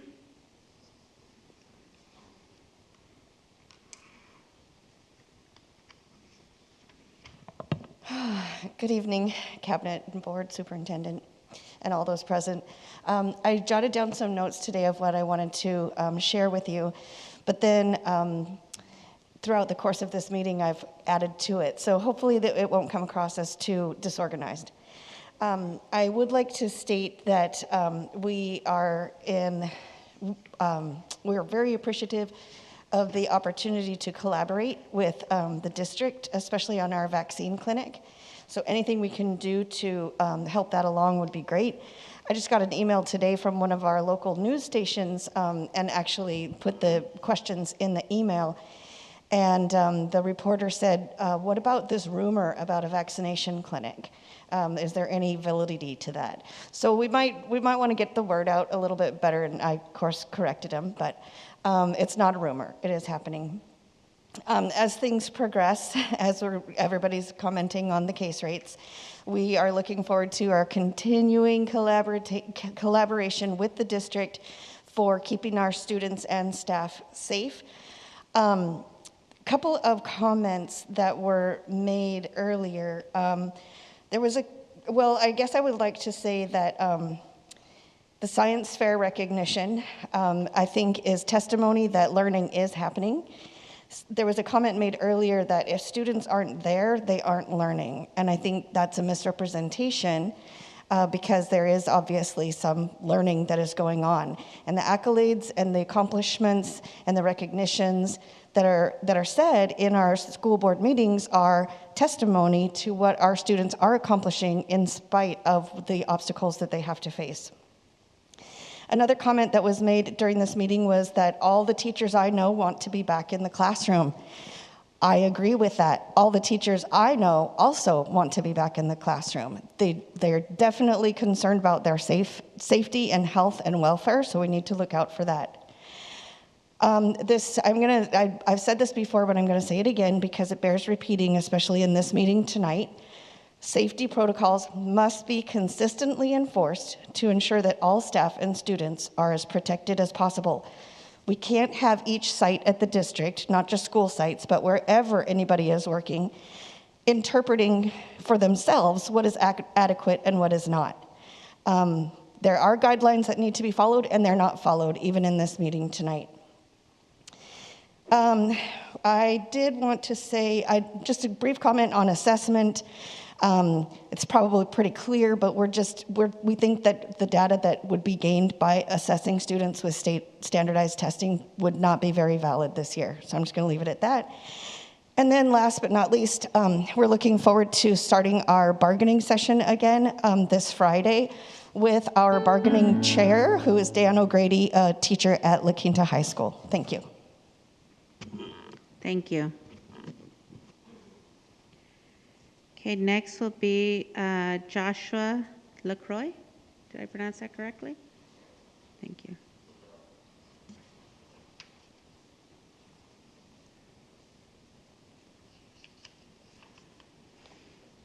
Hi, I'm here and speak with my kids. Why aren't the schools open? How is it other schools around the country are open, have been open since fall, and we can't do it? And we can't do it. don't understand it. I know it's not the fact that they're smarter than we are. We have to get this open. The kids are drowning. My children have no hope. They have no motivation. They need that in order to move through life. Right now, our children are being destroyed by not being able to be in school, learning, interacting with other children. That's the part of life. That's all how we have grown up in this society, and I'm a product of Desert Sands Unified School District. And I want my children to be too, but this is ruining them. And we need these schools open immediately. Why don't we have a date? Marietta is talking about March. Why aren't we? We need to get these schools open and moving. Thank you. Thank you. Next is Catherine Silvera.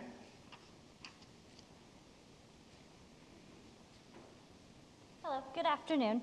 You all know my position about opening brick and mortar schools only when it's safe for everyone. So instead of rehashing that argument, I first want to commend you on the changes you have implemented since the March 6th meeting.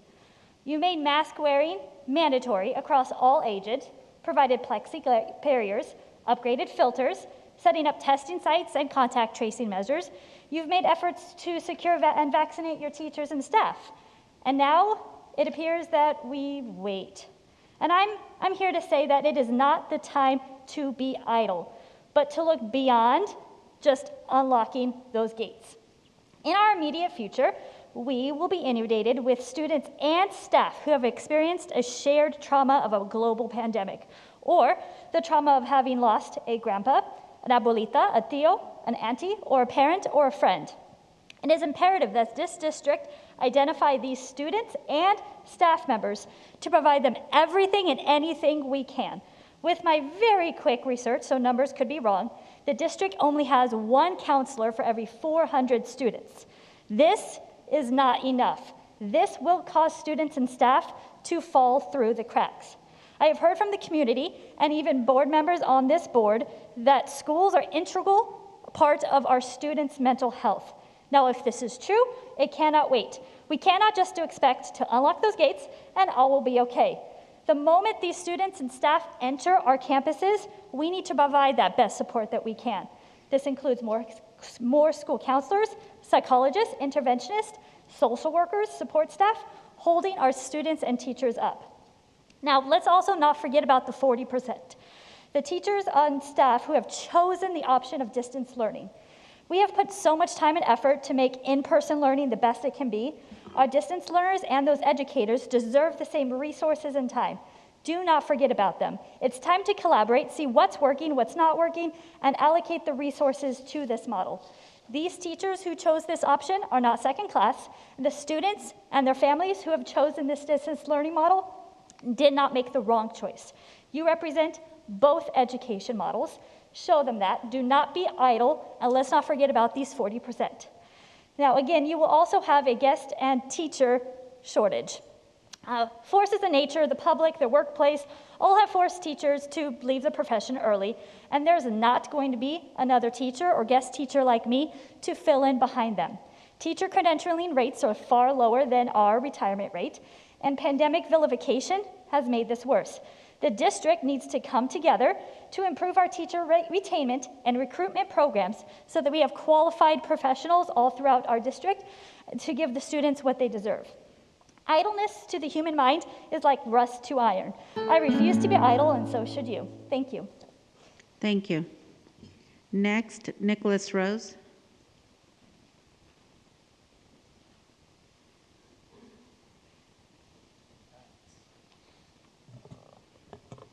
Good evening, ladies and gentlemen of the board and members of cabinet. I'm here tonight to share some concerns the Desert Sands classified employees have expressed to me. I think you would all agree that as a public employer, DSUSD should hold itself to a high standard when it comes to compliance with the law. We are funded by taxpayers, and our elected officials over the course of the past year have enacted several pieces of legislation that the district appears to have fallen out of compliance with. Things like California Senate Bill 1159, passed on September 17th, that established COVID exposure at work sites could be treated as a workers' compensation claim if certain factors were met. Things like the Cal OSHA guidelines that went into effect on November 30th, and California Assembly Bill 685 that required COVID notification letters that included language about the benefits employees were entitled to and went into effect on January 1st. While the district has addressed many of these topics, as of the completion of the COVID-19 safety plan on January 28th, it creates a concern of who in the district administration is monitoring changes in the law to ensure prompt compliance and thus eliminate any potential liability that DSUSD may be exposed to. There have been other issues of noncompliance with the law that have come up where the classified bargaining unit has had to be the watchdog. And again, it begs the question of what the standard of compliance is for DSUSD. Is it the goal of the district administration to flout the law unless and until they are caught red-handed? I think you would agree that's a dangerous precedent to set. But when we discover issues where our classified employees are having their educational code rights and contractual rights violated, and we have to bring these issues up in negotiations meetings to correct with MOUs, such as the classified specialist MOU that is still not resolved, and the paraeducator bus aid MOU, it creates a tiresome environment at the table, where instead of working together toward productive things, we have to work backwards on issues of noncompliance with the law. I have no interest in being the bad guy or creating an adversarial atmosphere with respect to the relationship between the union and the district administration, but I would hope you all can appreciate that when it comes to holding the district accountable for noncompliance with the Education Code, with our contract, that's something the union must stand its ground on, with the potential to soon return to work on a hybrid model and have students present. I'm touching on this topic as well because there will be a level of vigilance required by the district to ensure that safety standards are being met to keep students and staff safe and healthy. So I look forward to working together to create an atmosphere of compliance and put our best foot forward to demonstrate a standard of excellence and safety. Thank you. Thank you.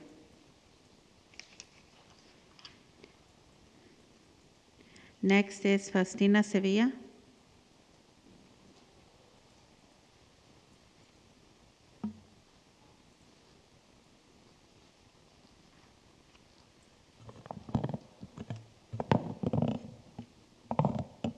Okay, I think I got it. Buenas noches a todos los presentes. Gracias por permitirme hablar esta noche acerca de las dificultades que los padres están pasando. Can anyone understand what I'm saying? Yes. You guys can understand what I'm saying? Yes. Okay. Well, I just started speaking in Spanish because I wanted you guys to realize what parents are going through that don't speak the language. There are a lot of parents that don't speak English and are struggling because their children need help that they cannot provide to them. They look at the context in the books, the material, and they don't know what is on those books.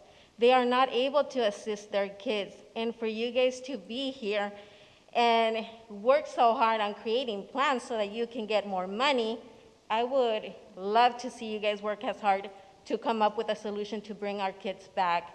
It's been almost a year, and you guys are still trying to figure out how the kids are gonna go to lunch, if they're gonna be able to follow arrows or what they're gonna do. You guys are not giving our kids enough credit. I think they are more intelligent than you guys at this point. My 4-year-old can follow, you tell him, follow the red arrow and he will follow it. Even my 2-year-old can do that. So I don't understand the words that you guys are saying, and I don't want to understand because for me, my gut is telling me that there's more to this, okay? And I can tell you that there was an end goal in place when this began. And you know what that is? When teachers get raises, which they are not deserving of because they have not stepped a foot inside a classroom in so long, and you guys get a pay raise. That's when this is gonna end, and it's a shame. It's a shame because I remember so many teachers, and I know there are still teachers like that care for the kids. It is unfortunate that those teachers are not speaking up right now, except for a few of them. The disconnect that I feel from you guys to the public it's overwhelming. You guys listen to us, you guys give us our 3 minutes because you have no other option. That's what the agenda tells you to do. Not because you care about what we're saying, but because you guys need to grant us the 3 minutes. So I'm not here to ask you to do anything because I've done that several times. I'm here because I'm gonna promise the parents that are out there struggling that I'm gonna work for them. I'm gonna try my best, knock door to door so that they're prepared for when you try to play this card again on them, they're ready and they have options to put their kids elsewhere. And then when you guys decide to open your schools, then hopefully you have enough students to fill them up. Thank you. Thank you. I have the next two are yielding time to Kimberly Hetherington. I have Aaron, I'm not sure, is it Klenow? Aaron Klenow yields his time, and Amanda Kroll yields her time. Okay, go ahead, Aaron.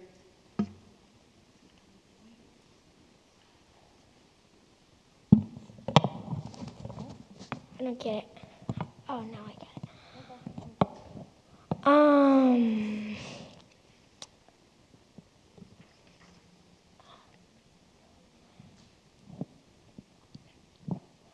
I was wondering, how do you work this thing to stop it?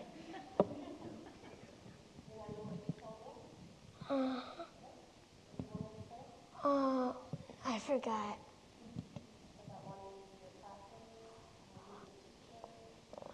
I want to meet my teacher, and it's kind of hard because I don't know how to use computers. Some kids don't know how to do that, so it's easier if they have kids in school because I want to see my classmates and I want to meet my teacher in real school. And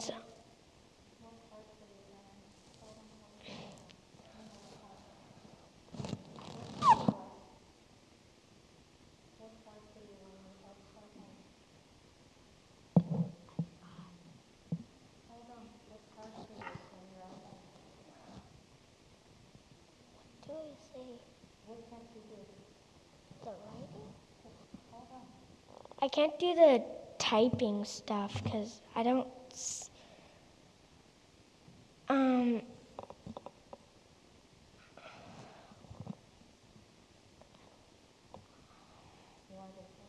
He's in second grade.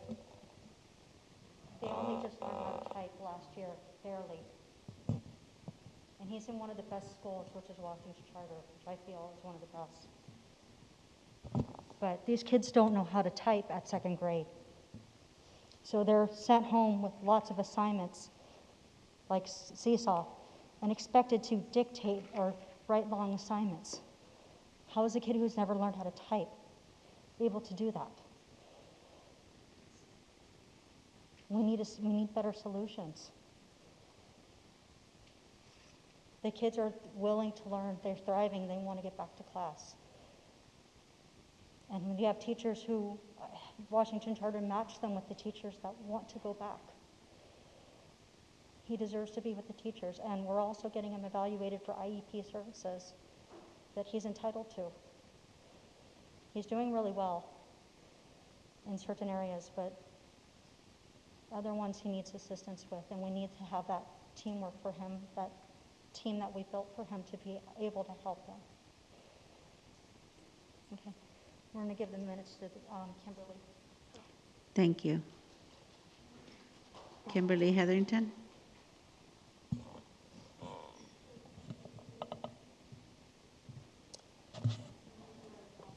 Este mensaje va dirigido al 73.7% de la población latina que asiste al Distrito Escolar Unido de Desert Sands. Estoy en la lucha para ustedes, nosotros, los que no tienen el mismo privilegio de acudir a educación en persona por privado hoy en día. La educación debe ser la prioridad. La educación es algo que la mayoría de los ciudadanos valoramos. No todos sentimos lo mismo sobre ir a un restaurante o a un bar, pero las personas sí se sienten que los niños deben de estar estudiando en la escuela porque valoramos la educación, no enfrente de tecnología de 6 a 8 horas seguidos en un día diario, 5 días a la semana. Las escuelas se deben de abrir porque el Estado ha girado el dinero, 56 millones distribuidos para ser exactos, para este distrito escolar, para proteger a los profesores tanto como a los niños y crear protocolos de bioseguridad y los niños puedan estar bien.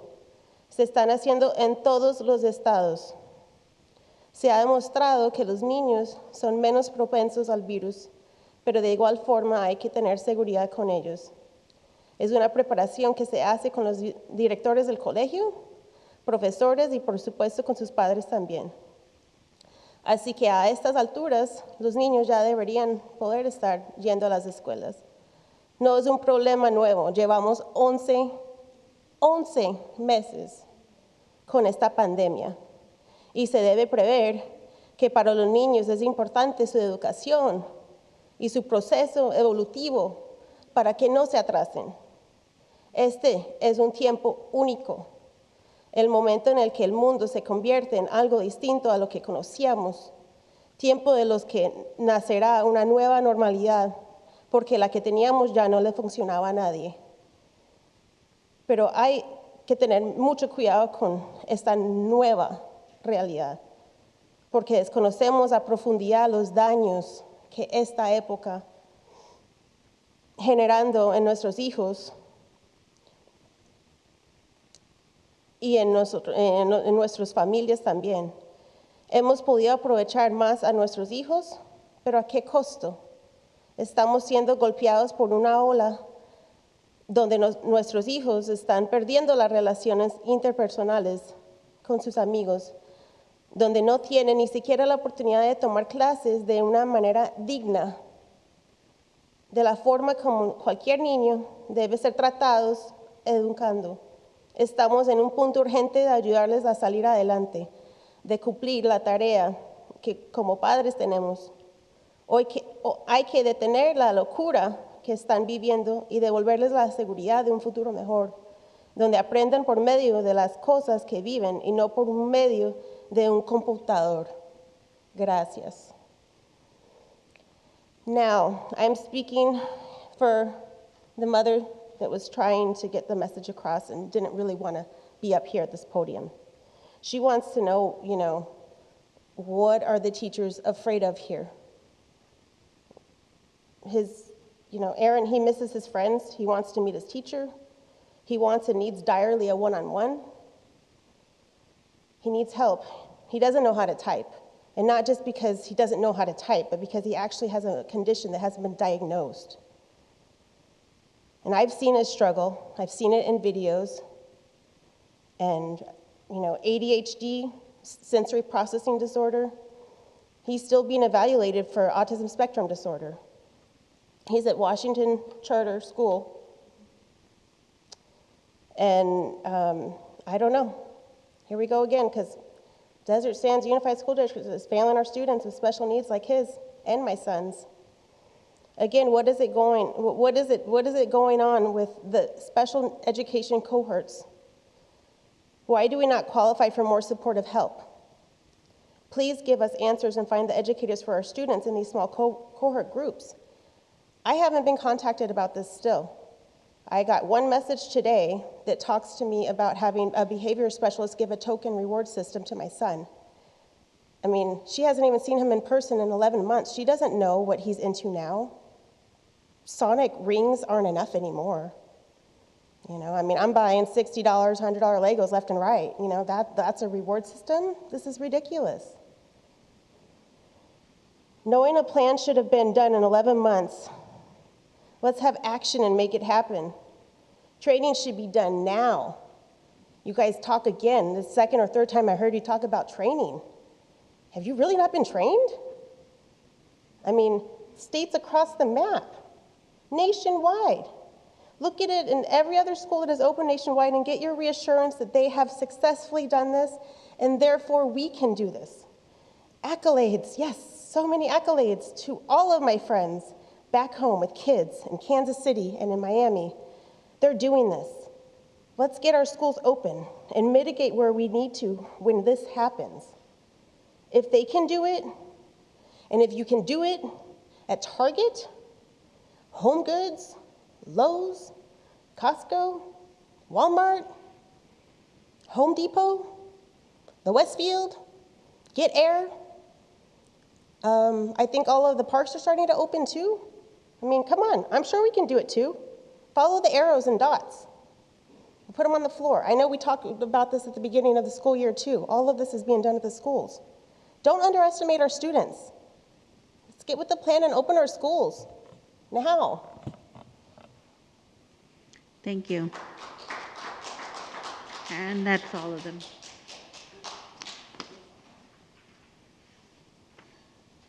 Move on to board and superintendent comments. Angela Torres. Yes. Actually, Erin, before you go, I just wanted to say thank you. You know, it takes a lot for someone as small and young as you to come up here and speak in front of so many people. So I know that must have been really scary for you, and you tried your best and you did amazing. I just wanted to tell you that. So thank you for coming here today and just sharing your thoughts about like what you're going through. It really helps us all be able to like figure something out to help you better. So thank you, Erin. And I also just want to say, you know, me as a senior, you know, I'd love to return back to school, you know, that would be amazing, you know, get the rest of my senior experience while I still can. But I also know, you know, there are precautions, you know, COVID is still a thing, it's still happening, especially here in the Riverside County, it's a big thing. And, you know, if we go back and then we're not unsure, you know, if we're unsafe, then this risk is really high of all these students, you know, all these students getting sick or anything like that, and we just don't want that. I myself, I would love to return, but I would rather wait to know that we're at our best, you know, safely, and I'd be like better off like that. And that's it for me. All right, Tricia Pierce. I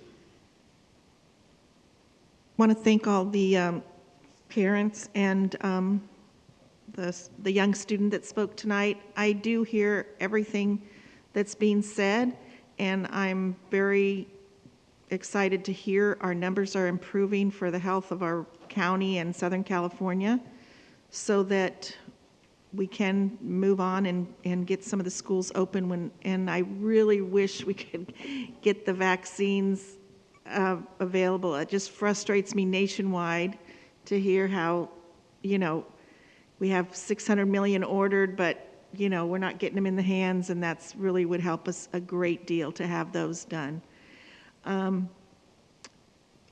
That's about it tonight. Okay, Linda Porras. Yes, I also want to thank you, Erin, for speaking and for us to be able to see what you're experiencing and to see it through your eyes.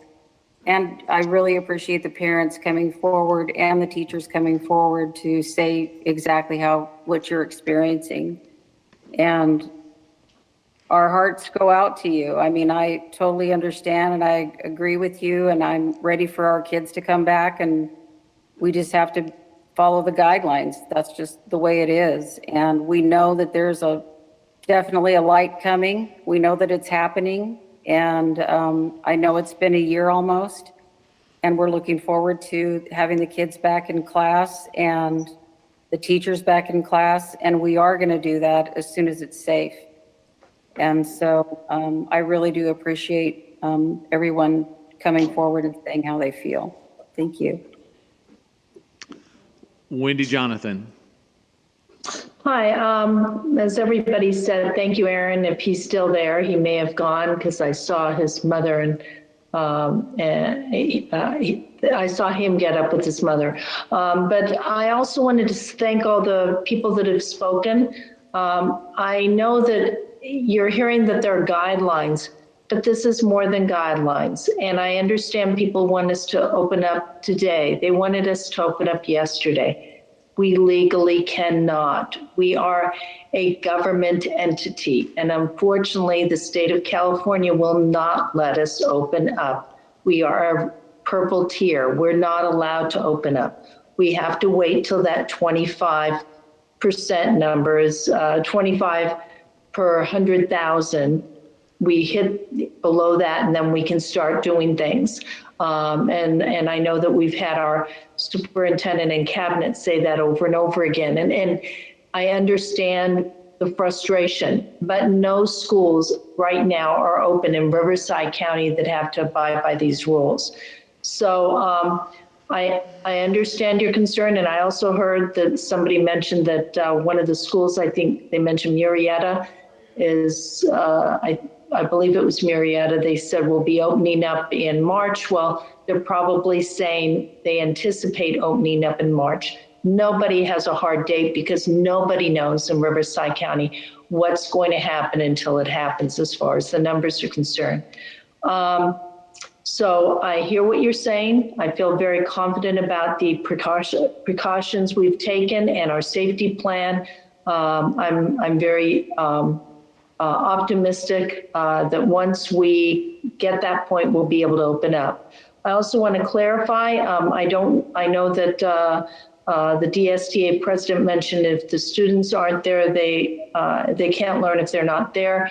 I don't know if she was referring to a comment that I made, and if that was the case, that was actually out of context.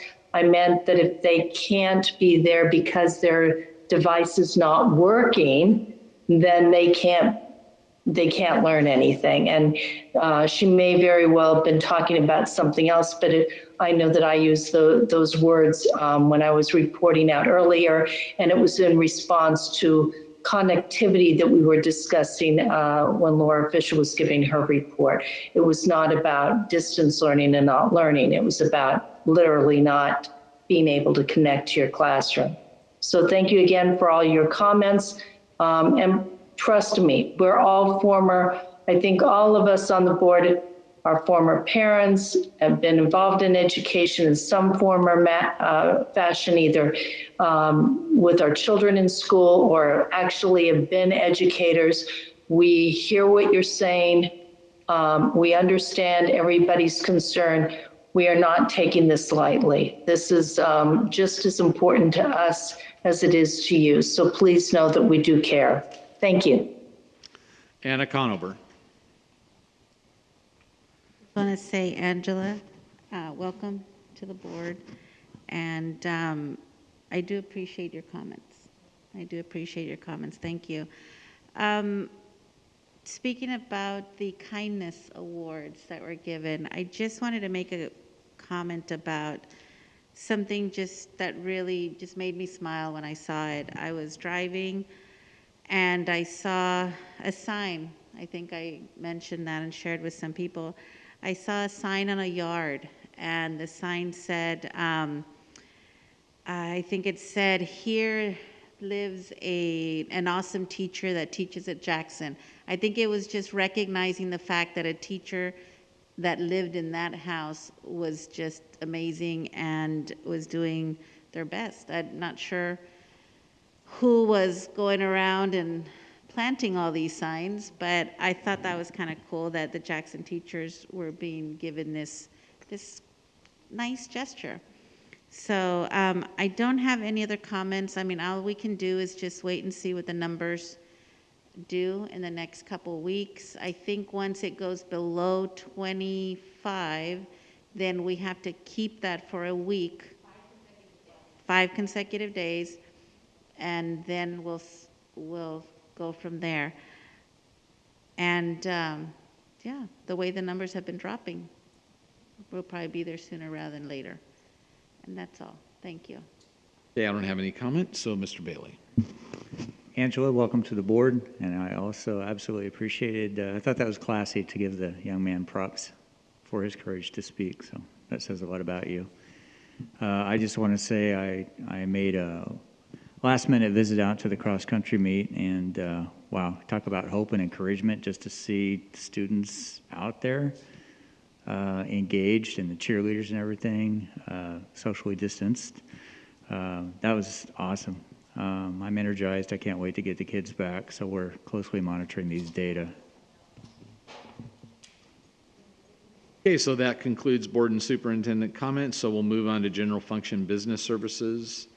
That is 18.1 to 18.6. We can take these as a group or we can take these individually. Would somebody like to make a motion? I move we take general functions, business services, items 18.1 through 18.6 as a group. Okay, is there a second? Second, Tricia Pierce. Seconded by Tricia Pierce. Is there any comment on any of these 6 items? I do have a question on 18.5, maybe Mr. Aquino. I didn't get to backtrace to see what that AR said before. No, not, it was yes, it was still an administrative regulation. But had we always, when we have contractors come on to do all of the remodeling at the schools, were they always being background checked for every individual that's under the employment of the company? Or is this adding that in? No, that they have been background checked. That's part of our pre-bid packet documents that stipulates that they pass that. Okay, then I might have missed the revised part of it. I was trying to figure out what was different. And that includes contractors that come into the school to teach like golf on the school site or the YMCA people. Is that all inclusive of that type of contractor as well? I think maybe Dr. Salazar, could you speak to the process if we were to have somebody, I'm not sure. I'm sorry?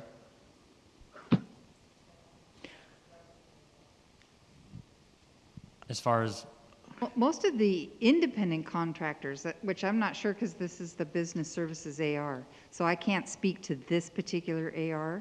Oh, okay. Because it's not from my division, but independent contractors, usually part of the agreement is that they take care of the background check.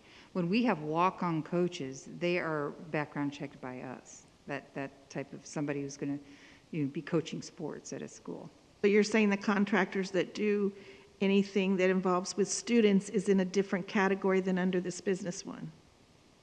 yeah, this is speaking more to Construction and any type things like that? Non-instructional contracts. Okay, all right, thank you. Any other questions on any of you?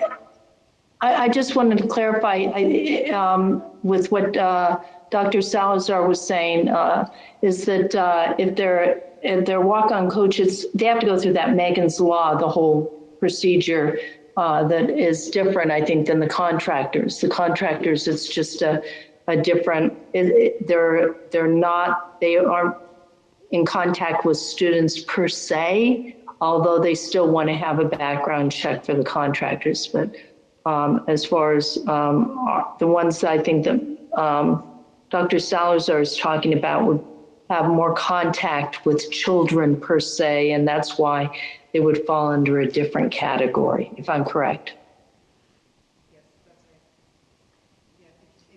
Here on his description, it says this is applicable to entities contracting for construction, reconstruction, rehab, or repair school facilities. So that's different from the kind of employees that come in and work with students. Okay. For clarifications? Okay, hearing none, we'll call for the preferential vote. Aye. All those in favor say aye. Aye. Aye. Okay, that carries 6-0. Move on to general function ed services. Again, there are 8, so we have 19.1 to 19.8. Is there a motion that we take these as a group or separately?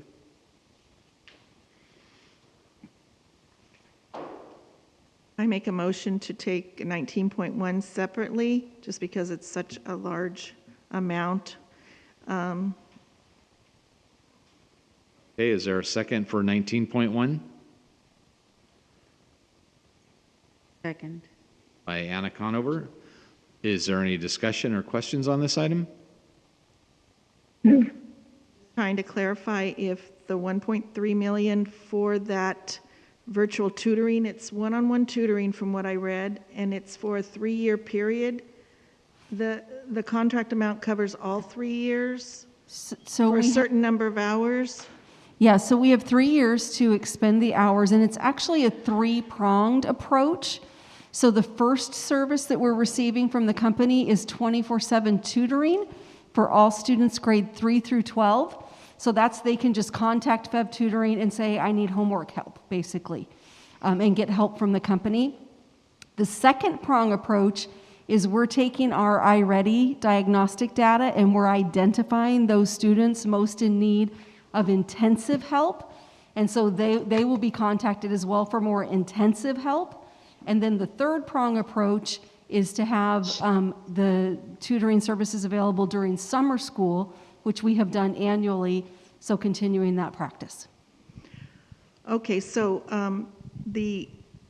and I see that it's, if we go over a certain amount, it's $25 an hour, right?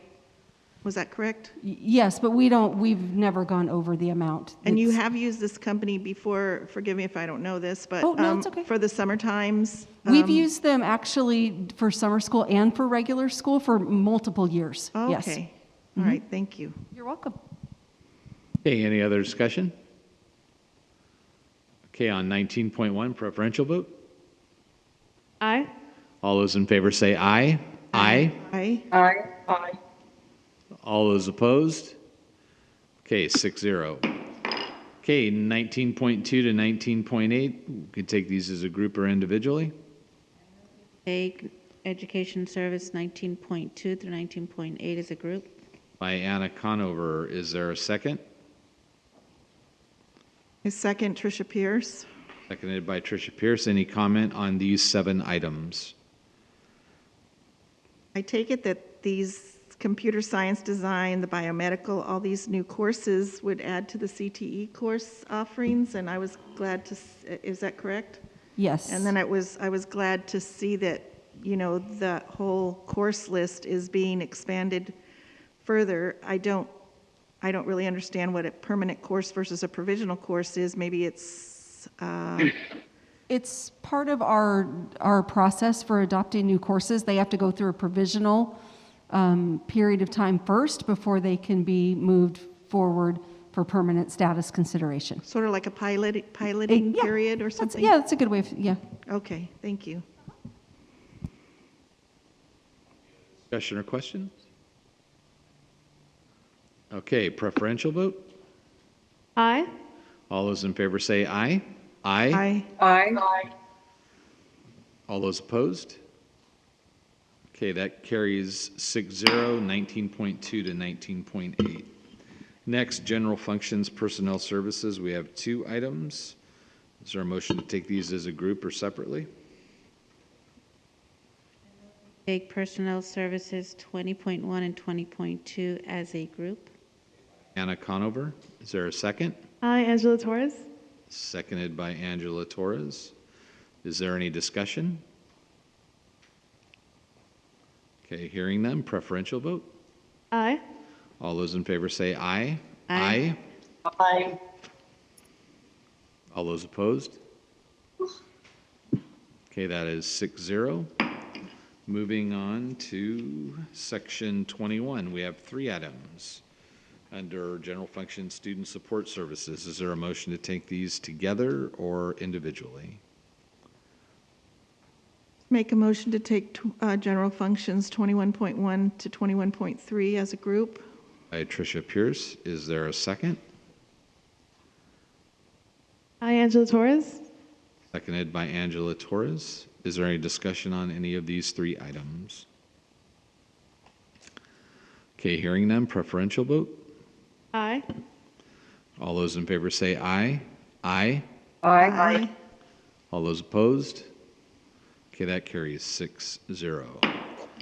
General functions superintendent, 22.1. So this is the 6 delegates for the California School Board Association Delegate Assembly. It was in the packet. I think we only have 6. Wendy, I'll look to you on this. Is there only 6 people running?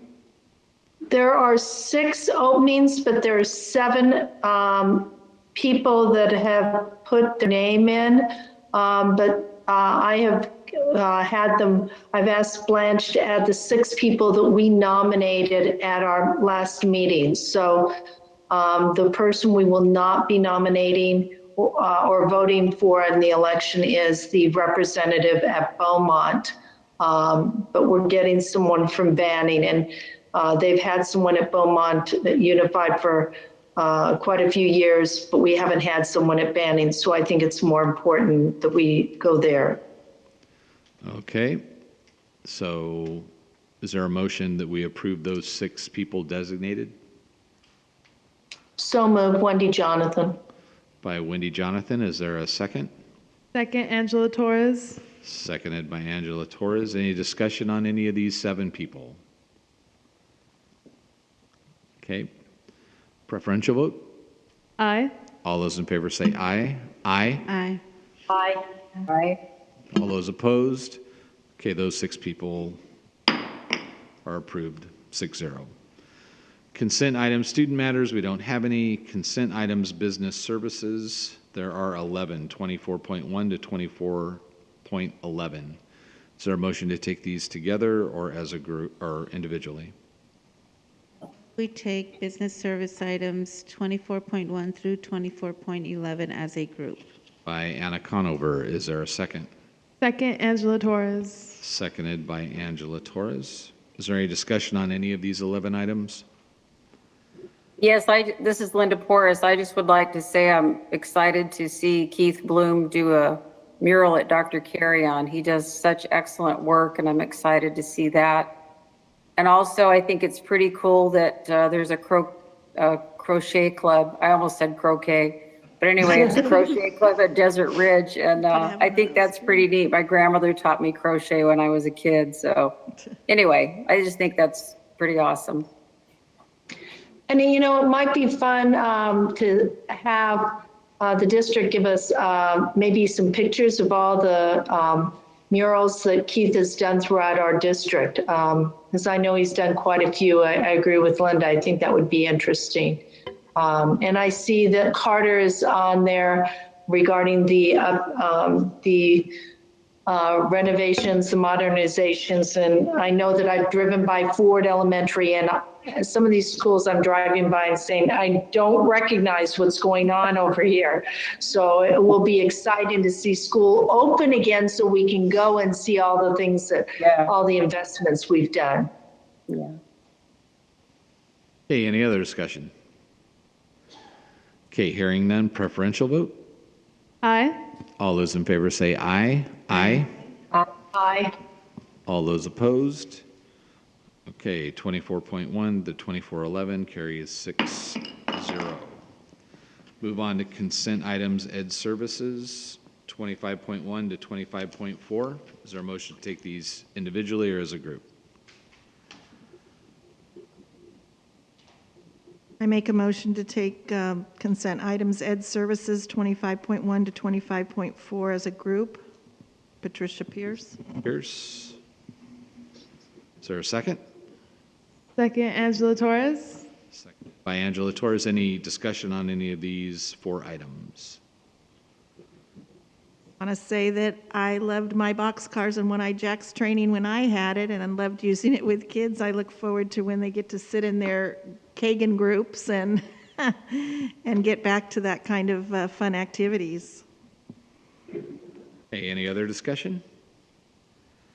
Okay, hearing none, preferential vote? Aye. All those in favor say aye. Aye. Aye. All those opposed? Okay, that carries 6-0.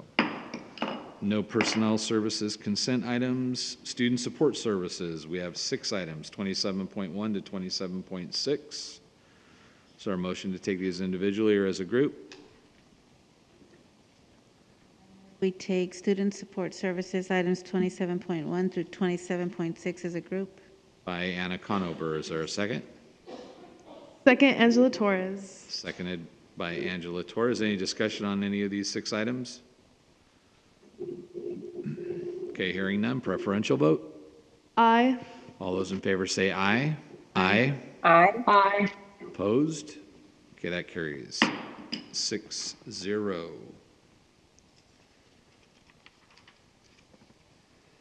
Consent items, Superintendent, we don't have any. Personnel actions, certificated. Is there a motion to approve the certificated personnel actions? So moved, Anna Conover. By Anna Conover. Is there a second? Second, Patricia Pierce. Seconded by Tricia Pierce. Any discussion And on we these? do have, we have one person retiring, Andrea Osborne from Korea Ranch. She's had 13 years of service, so good luck to her for reaching her finishing line. Okay, any other discussion? Okay, we'll call for the question. All those in favor say aye. Aye. Aye. Aye. All those opposed? Okay, that carries 5-0. Personnel actions classified. Is there a motion to approve 30.1 for classified personnel? Moved, Anna Conover. By Anna Conover. Is there a second? Second, Tricia Second Pierce. one. By Tricia Pierce. Sorry. And we didn't have anybody retiring, I guess, so. Nope. All right, so any other discussion on these? Okay, hearing none, we'll call for the question. All those in favor say aye. Aye. Aye. All those opposed? Okay, that carries 5-0. Okay, suggestions for future agendas that receive at least 3 votes. I think we need Number to do the call 31. out. We need to do 31. Oh, call out for closed session. Yeah. I'm just skipping stuff left Yeah. and right tonight. Just trying to get done, I guess. I just don't rate. Call out for You closed good? session. Okay. I believe I have 4 items to call out. Thank you. Regarding closed session agenda 3.1, in closed session, the board took action to accept the suspension of classified employee number 77979, library media specialist, under the progressive disciplinary procedures. This motion passed 5-0 on a motion by Mrs. Conover, seconded by Mrs. Jonathan. Again, 5-0. Next, as pertains to closed session agenda item 3.1, in closed session, the board took action to accept the suspension of certificated employee number 86394, teacher, under the progressive disciplinary procedures. On a motion by Mrs. Jonathan, seconded by Mrs. Conover, motion carried 5-0. Next, also under 3.1 closed session agenda, in closed session, the board took action to accept the suspension of certificated employee number 97936, counselor, under the progressive disciplinary procedures. On a motion by Mrs. Conover, seconded by Mrs. Jonathan, the motion carried 5-0. And as pertains to closed session agenda item 3.2, the board took action to reject claim number 21-L-003 on a motion by Mrs. Conover, seconded by Mrs. Torres. Motion carried 5-0. That concludes my report. Thank you. Suggestions for future agendas that receive at least 3 votes. Angela, do you have any suggestions for future agendas? No, I do not. Okay. Tricia Pierce? No, sir. Linda Porras? I have none, thanks. Wendy Jonathan? None at this time. Anna Conover? None, thank you. Okay, I don't have any either. So announcements, the next regularly scheduled board meeting of the Board of Education is Tuesday, March 2nd in the District Educational Center in La Quinta, California. We will not reconvene to close session because we're finished. And so the meeting is adjourned at 9:28.